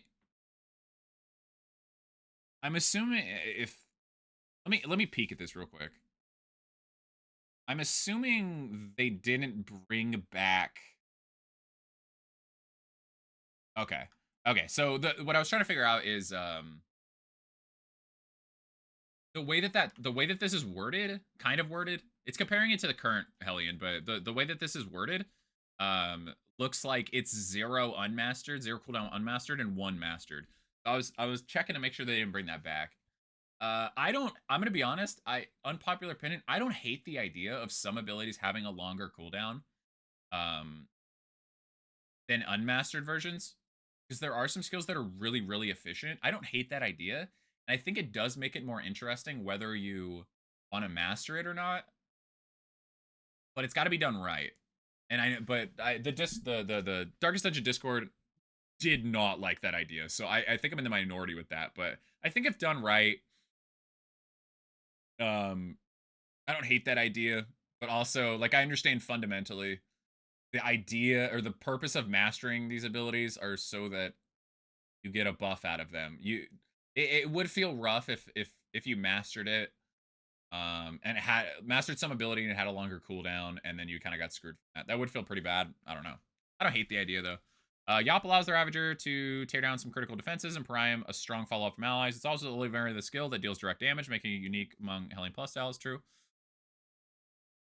Bleed Out is no longer a path skill because it had the minus bleed res piercing. Bloodlust is now a path skill. Not share with the Wanderer version. Does not share. Does not end your turn. Bloodlust and Bloodlust Plus deals 7 damage to Ravager, increased by plus 7 damage per winded remove. So I can do 28. This damage triggers any low health buffs if the Ravager drops below the HP threshold. If the Ravager is already on death's door, this damage will trigger a single death blow resist check regardless of how many winded are converted. Wow. What fucking psycho is going to be using this? There's somebody out there that's going to do it. What fucking psycho out there is going to be using this on death's door? Jesus Christ. Bloodlust and Bloodlust Plus passively gain Execution 3 while Ravager on death's door. What the fuck? Converts all winded into dodge. Converts all winded into dodge plus. Honestly, I could actually see a situation where you could do this. If you know, so I'm think against. First of all, she has a taunt, or I'm thinking against like the Bloodsuckers, where if they're comboed, or in general, if you're going against an enemy that hits combo and you know that combo is sort of like a taunt, and you're gonna take the Death's Door check anyways. You're gonna take the Death's Door check anyways, so you might as well take it. Either she takes herself out or she gives herself dodge. I can see it. That's fucking funny though. This shit could do 28 damage to her. She has 3 winded tokens. For the folks that like to flirt with danger, Bloodlust offers an easily calculable way to quickly trigger low health or Death's Door benefits while applying some self-defenses. A quick drop to Death's Door followed by an easy to kill to trigger a past a 25% heal can put you ahead of where you were, particularly if paired with Adrenaline Rush's passive effect. Okay. Okay. Yeah, because it does have an Execution 3. That is psycho gameplay. To purposely put yourself on death's door and then kill something. That is psycho, but that's really interesting, actually. That's really funny. Breakthrough is not pass skill. Breakthrough plus. Targets remain 1, 2, 3, but this version of the skill is single target. Moves are 4, 2, ignores block, applies when winded, removes all blocks from the target. So it's essentially old version or whatever, current, whatever you want to call it. The Ravager keeps a variation of the former Breakthrough, allowing her to participate in dancing teams and break down target's defense. Howling It is now a pass skill, has no cooldown, requires Ravager to have less than 50% to use, does not require 3 winded, applies when winded, deals 50% damage on Death's Door. Howling End damage reduced from 8 to 14 to 8 to 12, does not ignore block. Ravager's version of Howling End is tailor made to make the most of a worse situation, gaining a total of plus 25% damage on Death's Door, plus 75, sorry, on Death's Door while paired with their low health buff. If it bleeds, it's no longer a path skill. That's some crazy stuff. So it is. So Ravager, Arsonist walked so that Ravager could run. Basically, is what they're going for. That's interesting. Yeah, this is psycho. But it's really funny. I'm not sure what convert dots to dodge plus means. I'm not totally sure what that, like, does it convert it as, like, what does convert mean? Does it mean if you have all 3 dots, it just goes to 1 dodge plus, or if you have all 3 dots, it goes to all dodge plus? I guess that'll be something to test, but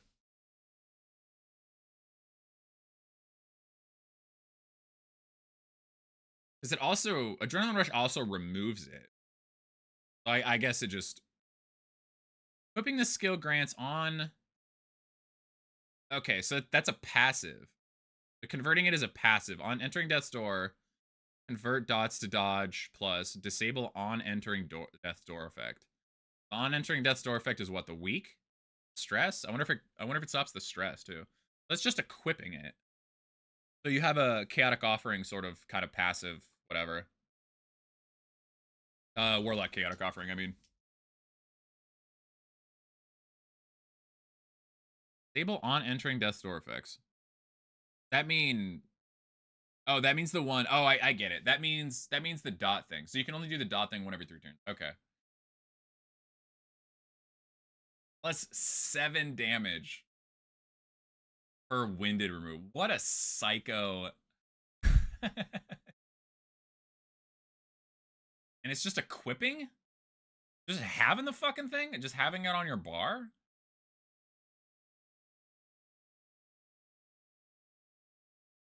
Huh. I wonder if you would dance teams. This is pretty funny. Kind of like it's like flagellant. It's like DD1 flagellant means arsonist a little bit. Huh. That's I will say though, this does seem to give you more control than arsonist, because instead of she can use a turn to put herself on death's door and then bounce off of it. So she can, yeah, so she can. That's a little more control than arsonist because the dot needs to put you on. I don't know if I'm explaining what I'm trying to say. I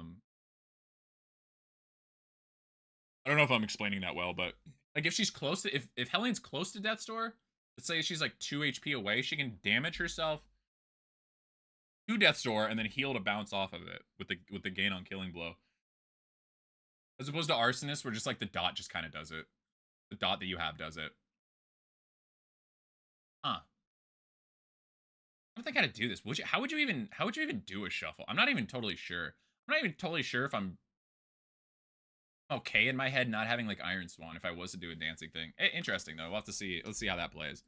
Berserker has been remodeled to fold some of her prior crit up into a more interactive mechanic and further evolve her bleed identity beyond these couple of bleed skills crit often. No additional on crit effects were added to bleed skills because the Berserker is hard enough that crits already generate a great deal of value from direct damage, even when winded. A unique version of winded that applies -1 damage and -1 bleed though. I don't know if I don't think I said it, but it makes sense. I was curious how they were gonna do it, but based on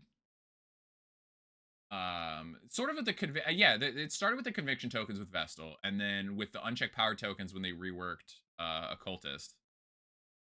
They made it so a token on each on the paths do something different. I guess actually it started with Vestal and then went to Duelist and then went to Occultist. So I kind of figured they would do the same thing with this, but I wasn't sure exactly how they were going to do it. This path is a singular low health buff that activates under 50%, getting +1 bleed duration. Okay. We wanted the winded effect to more distinctly revolve around the path identity, so it negatively impacts damage to a lesser degree, but disrupts the bleed as well. The speed penalty has been removed since the slow dot class tends to feel extra clunky. Does it? I mean, I guess you want to go before the enemy so you get the procs as fast as possible. Not sure I would have thought that. That's interesting. That's a good point, I think, though. Similarly, the Berserker's low health buff is steered away from direct damage and flutes are bleed instead. Bleed out is all Wanderer. No need to do a unique version. -1 damage, -1 bleed out. Bloodlust is now pass skill. Bloodlust do not share any effects with Wanderer version. Removes all winded. Cooldown of 3 turns. Does not end your turn. Passively gain on crit. Ignore winded. For the next attack. It looks like, or next turn, I guess that means. Disable. Oh shit, it is chaotic. Oh, it's Warlock chaotic offering. Okay. Passively, that's passive. That's passive. So if you crit, you ignore wind for 1 turn. And then using it disables that effect 4 turns, but in return you get Wait, hold on. Okay, so these two are the passives. So this highlighted gain on crit, and then this passive is plus 3% crit per bleed source on enemies. Again, plus per bleed source. So is it? Will it now be keeping track of if you're running a bleed comp, or if you're running a combat item that has a bleed? That's what it sounds like. Per bleed source is let's say you have the helm, the spiked helm that applies on bleed with the Kyrogen trinket. Is that a source, and then also like Slice Vein Highwayman? Are those two different sources, or are those one source because they come from the same hero? Is it really gonna? I wish they would. I wish this was explained per source, because it sounds like what I would assume is it open vein would be one, a combat item, let's say, would be another, trinket would be another. So in theory, you could get 3 sources from one hero. Or is the whole hero counted as a source? I don't know. I wish I was explained somewhere. I mean, I guess I'll figure it out. But okay, so the passives are gain on crit, and then when you master it, plus 3% crit per bleed source on target or on enemies, up to 12% crit. Okay, so when you use it, it disables the passive. What the fuck does using it do? Am I dumb? Is it just normal? With this skill, the Berserker gains a little more control over a winded state, but the action economy comes at a price. The passive effect being driven by bleed source rather than a count of bleeding enemies means it retains value in fighting both groups with single targets such as bosses. Work with your team to maximize the bonus. I'm gonna cheat and I'm gonna look at that.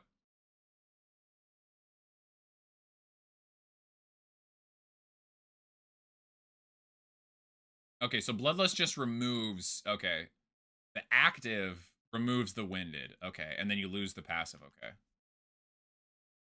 I wasn't really sure what the active does, but I guess it's just the same as old. I guess I could have realized that. Oh well. Breakthrough is now pass skill target ranks from AOE 1-2-3 to AOE 2-3, so it hits the middle 2 ranks like flashing daggers. Breakthrough and Breakthrough Plus apply 1 winded when used instead of per target hit. Breakthrough damage reduced, applies 2 bleed. Reduces bleed res on targets by 10%. Damage down. Breakthrough Plus applies 3 bleed. So it's yeah, it's Venom Drop, Flashing Daggers, but bleed. Sort of. Close enough. Reduces bleed, blight, and burn res on targets by 10%. I kind of like that it reduces all. I kind of like that it reduces all dot resistances there, even though she's obviously a bleed hero. Kind of like that. I think that does add for some interesting stuff. So it looks like not a move skill. Yeah, so it's essentially flashing daggers from Venom Drop. Same idea. Howling End is a pass skill. Howling End target range from 1-2 to 1-3-4. It can hit it can hit all of them. Wow. I can hit everybody. Interesting. Ignore damage modifiers other than winded. Okay, so it's like cause of death. So I wonder if it's a cause of death thing, actually, now that I think about it. Can't crit, move the Berserker back 1, apply 1 winded. Requires less than 3 token to use, so it's the same as, I think it's Wanderer. What was it, Wanderer that couldn't use it if he had 3 winded tokens? Increased by 50% of the remaining bleed on the target. Yeah, this does not remove the bleed. Yeah, so it's a cause of death. So it has a base value. Yeah, it has a base value, and then it's increased by 50% of the remaining bleed. Okay. Does not remove the bleed. Okay. What did it say the cooldown is? I guess it's probably 1. 2. Okay. Because I was going to say, if it doesn't remove the target, it's got to have a cooldown. You can't just spam that. Howling and Reduced. The Berserker has received a wholly unique skill in the game, mirroring standard direct damage and a dot bomb effect for a potentially devastating effect with incredible reach. The skill benefits greatly from bleed on a target. We opted not to make it a requirement target, given that Howling has a lengthy cooldown. Applies winded and cannot interact with tokens. In the latter regard, it behaves like a dot bomb. I like that. Yeah, the uniqueness. It's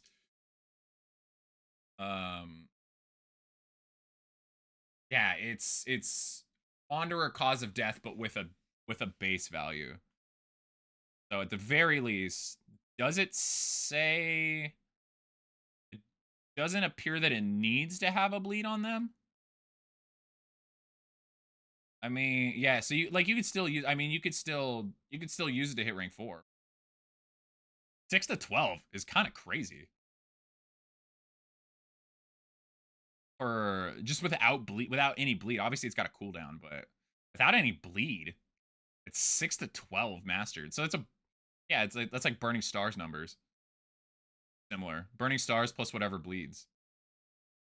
So we got there was people saying for a while we didn't really have some of the bleed comps were kind of tough to do. But now with Plague Doctor, Cultist, and then now Berserker, it's more likely than ever. Really interesting that this can hit rank 4. But what the fuck? How would you even bleed rank 4? Other than Bounty Hunter? I think that's why. Okay, so when I first read this, I was like, I'm kind of surprised that hits rank 4. Because you'll see a lot of things, a lot of really, really good abilities, like Smokescreen, things like that, can't hit rank 4. Because that's kind of a safe zone a little bit from enemies. I mean, a little bit. Obviously, there's like Iron Swan and stuff, but so that makes sense. I'm guessing. I mean, you could still blow the enemy up with that. I mean, 6 to 12. I mean, that's a fat range though, but you could still blow that up. I don't know if it's worth it, but in theory, you could go. What was the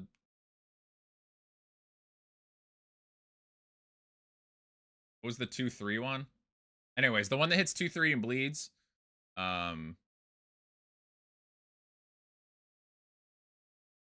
Yeah, breakthrough. You could go soloist with that, harvest, and just have him feed. Just have him feed health. I don't know if that's worth it, but nice. It's a nice little setup, I guess. If it bleeds, no longer pass skill. If it bleeds plus, no longer have blah blah blah blah blah blah blah blah. Oh, I didn't realize this change. Actually, if it bleeds, can be used in 1. Oh, I actually didn't realize that. They say that? Yeah, they probably did. No needs a unique version. Iron Swan is now path skill. Iron Swan applies to it. Okay, well, if I would have just read further, that would have made sense why that hits 4 then. Why Howling End hits 4. No longer applies combo. The coveted and long-awaited ability to bleed rank 4 outside the Bounty Hunter. What more is there to say? Yep, they finally did it. And she has... so she can set up... So let's see. Iron Swan Mastery would add 3 bleed, assuming that's over 3 turns. By the time that you win again, it would be 3 bleed over 2 turns, which is 6. And then 50% of that. So that... Mastered Iron Swan into Mastered Howling End would add 3 damage. I mean, it adds up. 3 damage on rank 4. I mean, that adds up. That adds up. Anything that I missed in here? Berserker. And at the end of the day, that's still a lot of damage. And there's justification to not have her sit in rank 1. So you don't have to run Iron Swan on this if you want to. Am I dumb? Am I dumb or who's dumb? Which one of us is dumb? If it bleeds and if it bleeds plus launch ranks increase from 2-3 to 1-2-3 to match Wanderer. Okay. That must have been a mistake. Launch ranks. All right, somebody. Okay, I guess that shouldn't have been in the patch notes. Okay, well, I'm not dumb then. I was like, man, I really didn't. How did I miss that? Well, apparently it's a typo, or it must have been in like alpha for it, and then they changed it.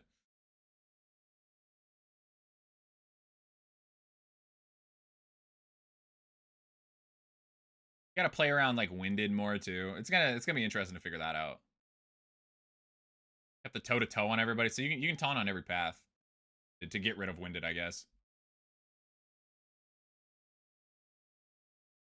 So adrenaline rush and a breakthrough, not a bad setup for this. 1 turn, not a bad idea. I guess it just requires self is below 3, so you can't like heal a ton or whatever. I thought for sure they were gonna go with the. I was like decently confident. I don't know, not decently confident, but I thought it was a pretty easy decision to do like a dancing path with this, where bleed out moves back, if it bleeds moves forward, or you could do it like if it like bleed out moves back and then Berserker, or then breakthrough. But I guess there's enough dancing paths in the game. All right, let's look at Carcass. Carcass, I expect to mostly stay the same. Probably nerfed a little bit. Probably a little more interested in a winded token, or based off what we've seen so far, more abilities that do something with Winded, but I would expect it to fundamentally play mostly the same. It was a really, really good path. Carcass has been adjusted to retain her unique method of tanking and self-abuse while cleaning up some troublesome points where her goals and skills didn't intersect well. That's literally just talking about mastered toe to toe. Okay, so I'm assuming they changed toe to toe because mastered toe to toe got rid of Winded, which you didn't want to do with Carcass, so you would just like never master it. She's acquired a few new tricks and changes to Winded, means that Carcass running a full defense mode isn't necessarily completely gutted for damage. Path uses the same Winded token as Wanderer Hellion. No longer get Winded on turn start. Part of the overall Hellion experience is weighing and determining what's in your best interest to generate Winded. Previous version of this path made that decision for players by forcing a constant Winded state. We've opted to return that decision to players' hands. That's probably a good idea. Chance of gaining block per Winded token on turn end from 75% to 66. Path has a single low health buff that activates under 33%. Gas granting plus 20% bleed, blight, burn, stun, move, and debuff resist. Wow. A lot of resists for being under 30%. That's kind of crazy. But I guess the idea is she's not going to be under 33% very often because she's got a bunch of block.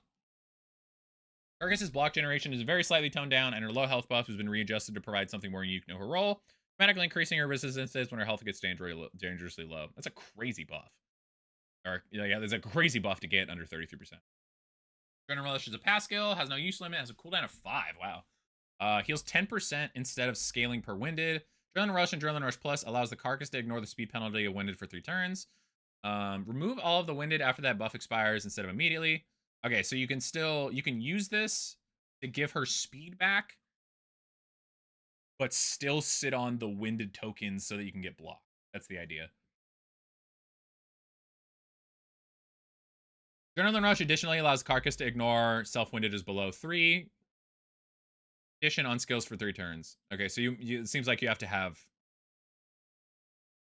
Okay, so you can do this to have to sit on 3 Winded tokens.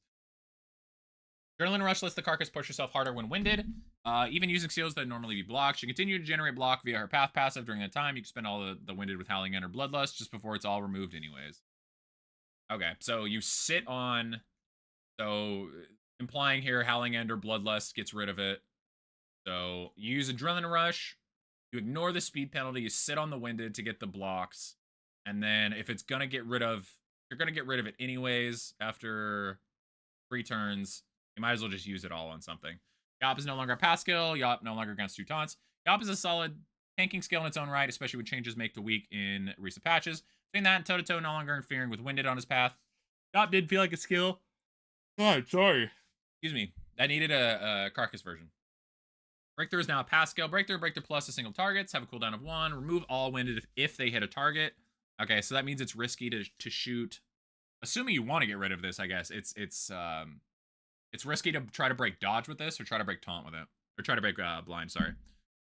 Transfers up to 2 winded to the target. These tokens have the full damage and speed penalty of normal, but last for 2 turns.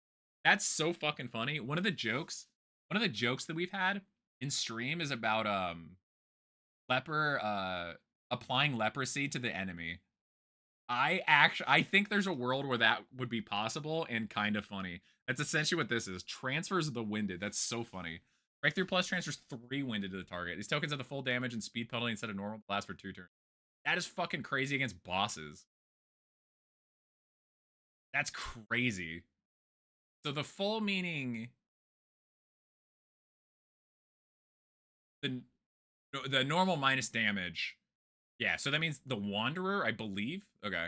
It's time somebody else gets to enjoy that Hellion's unique token type, whether they want to or not. The short duration of the tokens is reflective of just how damaging they are to a target's power. Yeah, it is only 2 turns. It's only 2 turns, not even rounds. So keep in mind if you're using that on somebody that gets multiple turns per round, it may not last as long as you think. But I'm thinking Harvest Child, anything where you know where the big damage is coming from. So like Harvest Child gets to the front. If you could give the winded token to that to reduce the damage, that could go a really long way. Alongside the block tokens also, that could go a really long way. Yeah, anytime you know like the power up into like big damage, like you talk about Beastmen or anything like that. What's the What's the rank of that? Let me look at that. Okay, so you can't hit 4. So it'd be hard to stop like the thirst or something from bloodsuckers, but interesting.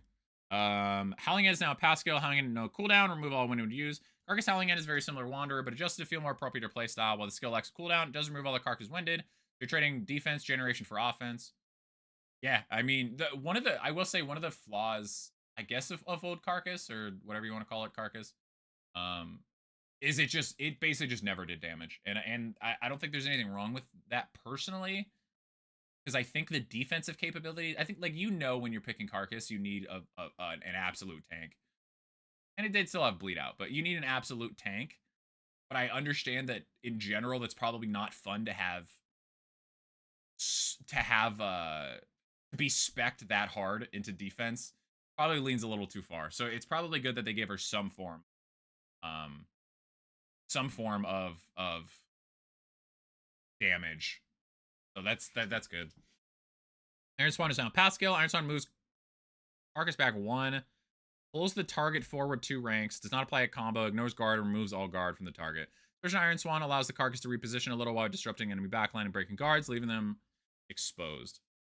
So somewhere between like kind of duelist disengage, Wanderer duelist disengage a little bit. Ignoring guard is interesting. That could be good. Like warlord fights or military fights or whatever. It'd be nice to have. Toto is a pass skill. Toto plus. Apply 1 taunt per winded. They do not remove the winded though. They do not immobilize. Cooldown increase. Does not ignore winded. Previously, Toto worked against the Carcass by applying taunt while removing the winded. She uses generate block. Yep. This version better matches the Carcass playing style, maximizing the amount of taunt gain while she's also generating the most block. She's no longer immobilizes herself, allowing dance comps or other skills like Iron Swan to assist in repositioning for breakthrough, but she wants to offload her winded on a deserving target. Wicked Hack. Wicked Hack used to remove block, but never felt like a particularly cohesive element of the Carcass experience, so it's been removed. Kind of defense cracking is the new Ravager's domain. Yeah, that makes sense, because they can get rid of the token. So let's look at this. Ignores guard and removes guard. Only when mastered, though. But still. A pull 2. You know what? I was going to say, it only...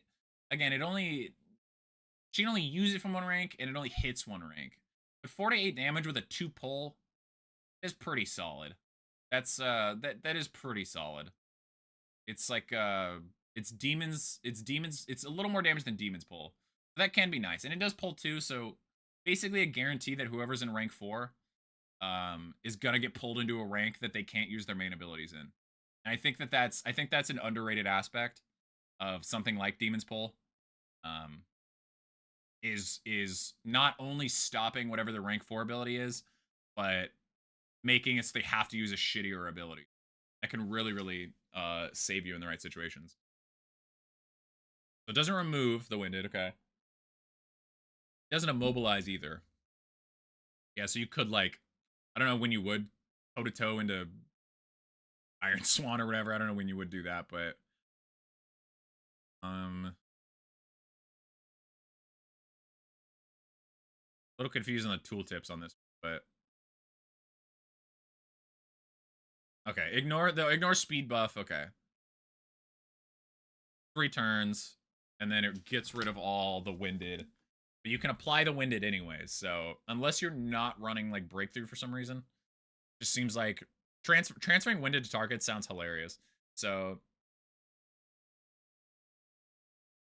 yeah, I don't think unless you're running a weird skill set, the remove winded part matters too much. I think maybe, I don't know. Hard to say without seeing how it feels, but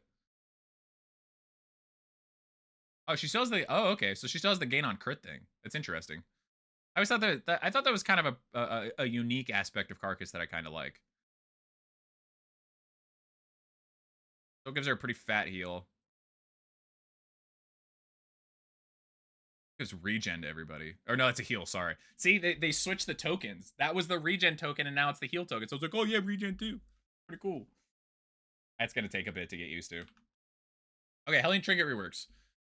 Bloody Branch, completely reworked. Now has +2 bleed dealt when self HP is 33% or less, plus 25% damage with self-bleeding, and turn start bleed 1, win rank is 4. I mean, plus 25% damage is cool. Do bleed dealt. How would you I wonder how you would use that on anything other than Berserker. Like, realistically, like, obviously I know, like, bleed out or whatever, but I don't know. I mean, that's okay if it's obviously a Berserker. If it's a main Berserker one, that's okay.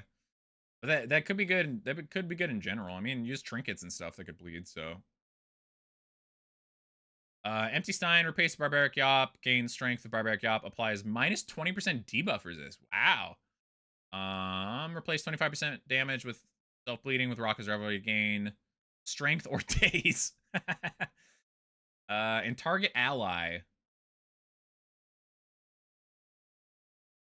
Is target ally everybody? Or is it only... God damn it. God, sometimes I just wish some of this stuff is explained.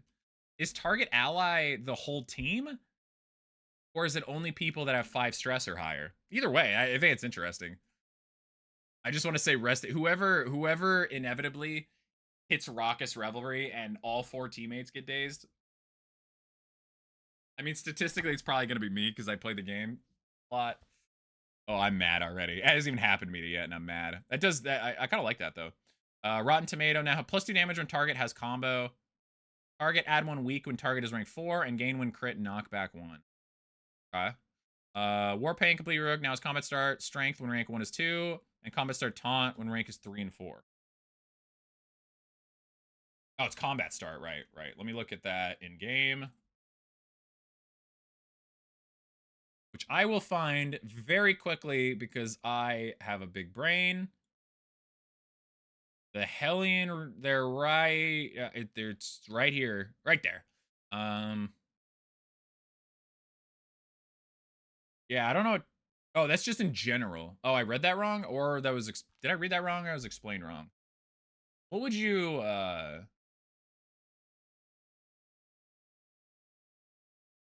I don't. I just assumed. I assumed because Raucous Revelry came first. I was talking about that too. When would you even? I mean, you can give her. You could give her combat items. I mean, is target ally. So I'm assuming that wouldn't count herself. I'm thinking like if you use like Glimmer, use like a Glimmer of Hope. Technically, you're the target when you use that. But the fact that it says ally makes me think not her. So I mean that's a good value in itself. Again, you get a combat, you get a yeah, combat item or something like that. That could be good. That could be good in the right situations. Plus 2 damage when target has combo. Now weak token on rank. You just spam rank 4 with weak tokens on Iron Swan. That's really nice. And yeah, she'll apply combo too. Yeah, so this is like non-Carcass. Because Carcass, pulling somebody forward and then weaken. I mean, even if it's their frontline move, I guess that's still okay. But then again, they could resist the move and then you still weaken them anyways. So, I skipped the branch on accident. They kept the plus damage when self bleeding.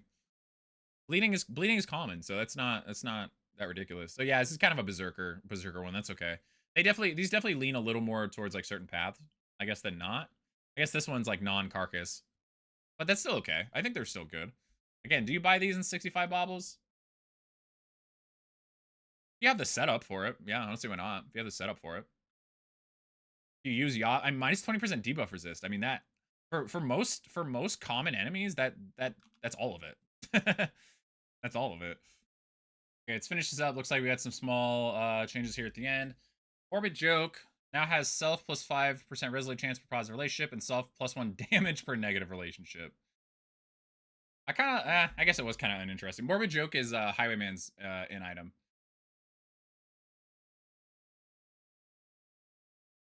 I mean, it's nice that you get value on both either way. I kind of liked that it was a high plus relationship or high negative. But honestly, this is more interesting. The experimental remedy heal 100% is now always guaranteed. The chance for cure disease and removing negative quirk is 50-50. Am I stupid? What is experimental? Is that a plague doc? That must be PDs. Let me look at it. How did I not know that? I don't know how I didn't know the wording of that. Oh, nice 100% heal. It's on the party too. That's kind of crazy. 50%. So is that ore? Let me look at that. Yeah, so it's ore. Removes disease or negative quirk. It's not 50. It's not double rolls, or is it double rolls? I can't tell. Pain box, chance for +1 blight dealt increase from 30% to 100%. Chance for +1 dehydration. 33 to 25. And 33 to 15. So you can still get, in theory. So it's because I think there was a chance you could get nothing if I remember right. So it's nice that you can get something and also maybe a couple others. That's pretty good. Blade oil now has riposte skills +2 damage. That it? The blade oil is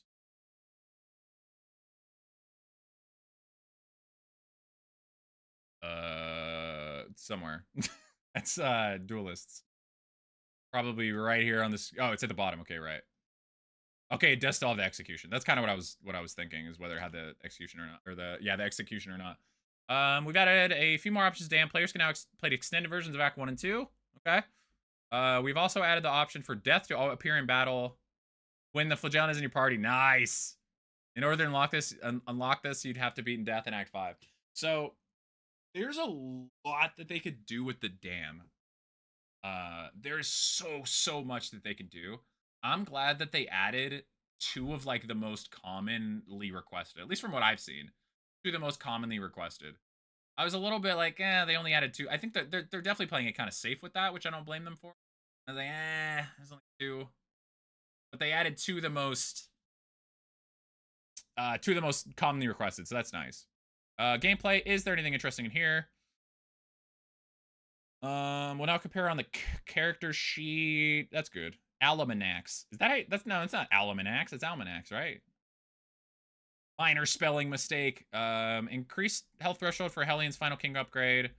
25% to 33% or less. Okay. So she gets stacking damage better.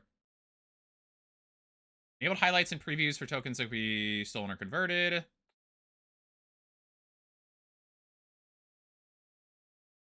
Confession runs that skip straight from the first into the mountain will now count for.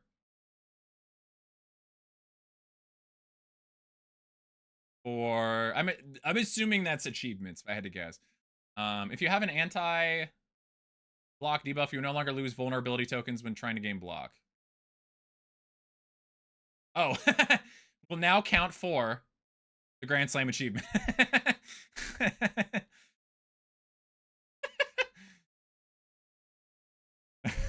A long patch notes, but that's still funny. You no longer lose vulnerability tokens trying to gain block. Okay, so this is saying anti-block debuff means that you can't get any benefits from blocks whatsoever. So normally you would get blocks, but you could do this. You could get rid of vulns by getting blocks. So it wouldn't be getting you a block, but offsetting a vuln. Huh. Disabled user control of Kingdom Map. Left click on hero portraits in the past day button when there's a siege to be resolved. We found many reports of BC due to players thinking they're soft locked on the Kingdom Map and really had sieges to resolve. We allowed them to move off sieges with mouse and keyboard. Where with gamepad, we'll focus attention on the sieges. Okay. Anything super interesting in this one?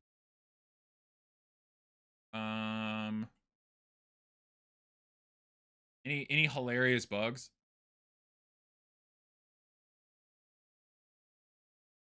Doesn't look like it. Fixed a case where the lungs could get stuck. You saved the game with the lungs dead and the core still alive, and then loaded the game later. The lungs are listed as proxies for the core, meaning the core dies, the lungs also die. However, the corpses are not listed as proxies. It turns out when it activates a corpse, keeps the proxy data, but that data doesn't get saved. When you load a save, it gets the proxy data from the corpse as it. So I mark the corpses as proxies for the. Honestly, I love this. I know it's probably not useful for most people, but I love this shit. I love explaining why stuff works. Doesn't look like anything super interesting there. Overall, interesting. Definitely kind of a lot. Keeping the Wanderers relatively normal, it appears, and then making the other paths like intricate and interesting. That in general, I like it's hard to yeah, it's hard to tell without kind of like playing these, which I will. I will play these a lot over the next few days, or a lot or for a while until I get a really good like grasp on them. Overall interesting. I hope Leper feels better. That's like my big things. I really hope Leper feels better from this. That's pretty much it. That's just what I hope for. Um Interesting stuff. The new stuff, the old stuff, we'll see. Thank you for watching this video. It was a lot longer than it was supposed to be, but hey, I yap. It is what it is. Thank you guys for watching. I appreciate it. Make sure subscribe and stuff. Drop by my Discord or drop by my stream or none of the above or whatever. Comment and tell me I'm cool or tell me I'm shit or whatever. Thank you guys for hanging out. I appreciate it very much. I hope you all have a nice rest of your day. I will continue to make uploads about these videos, things like that. Thank you. Have a good day. Bye.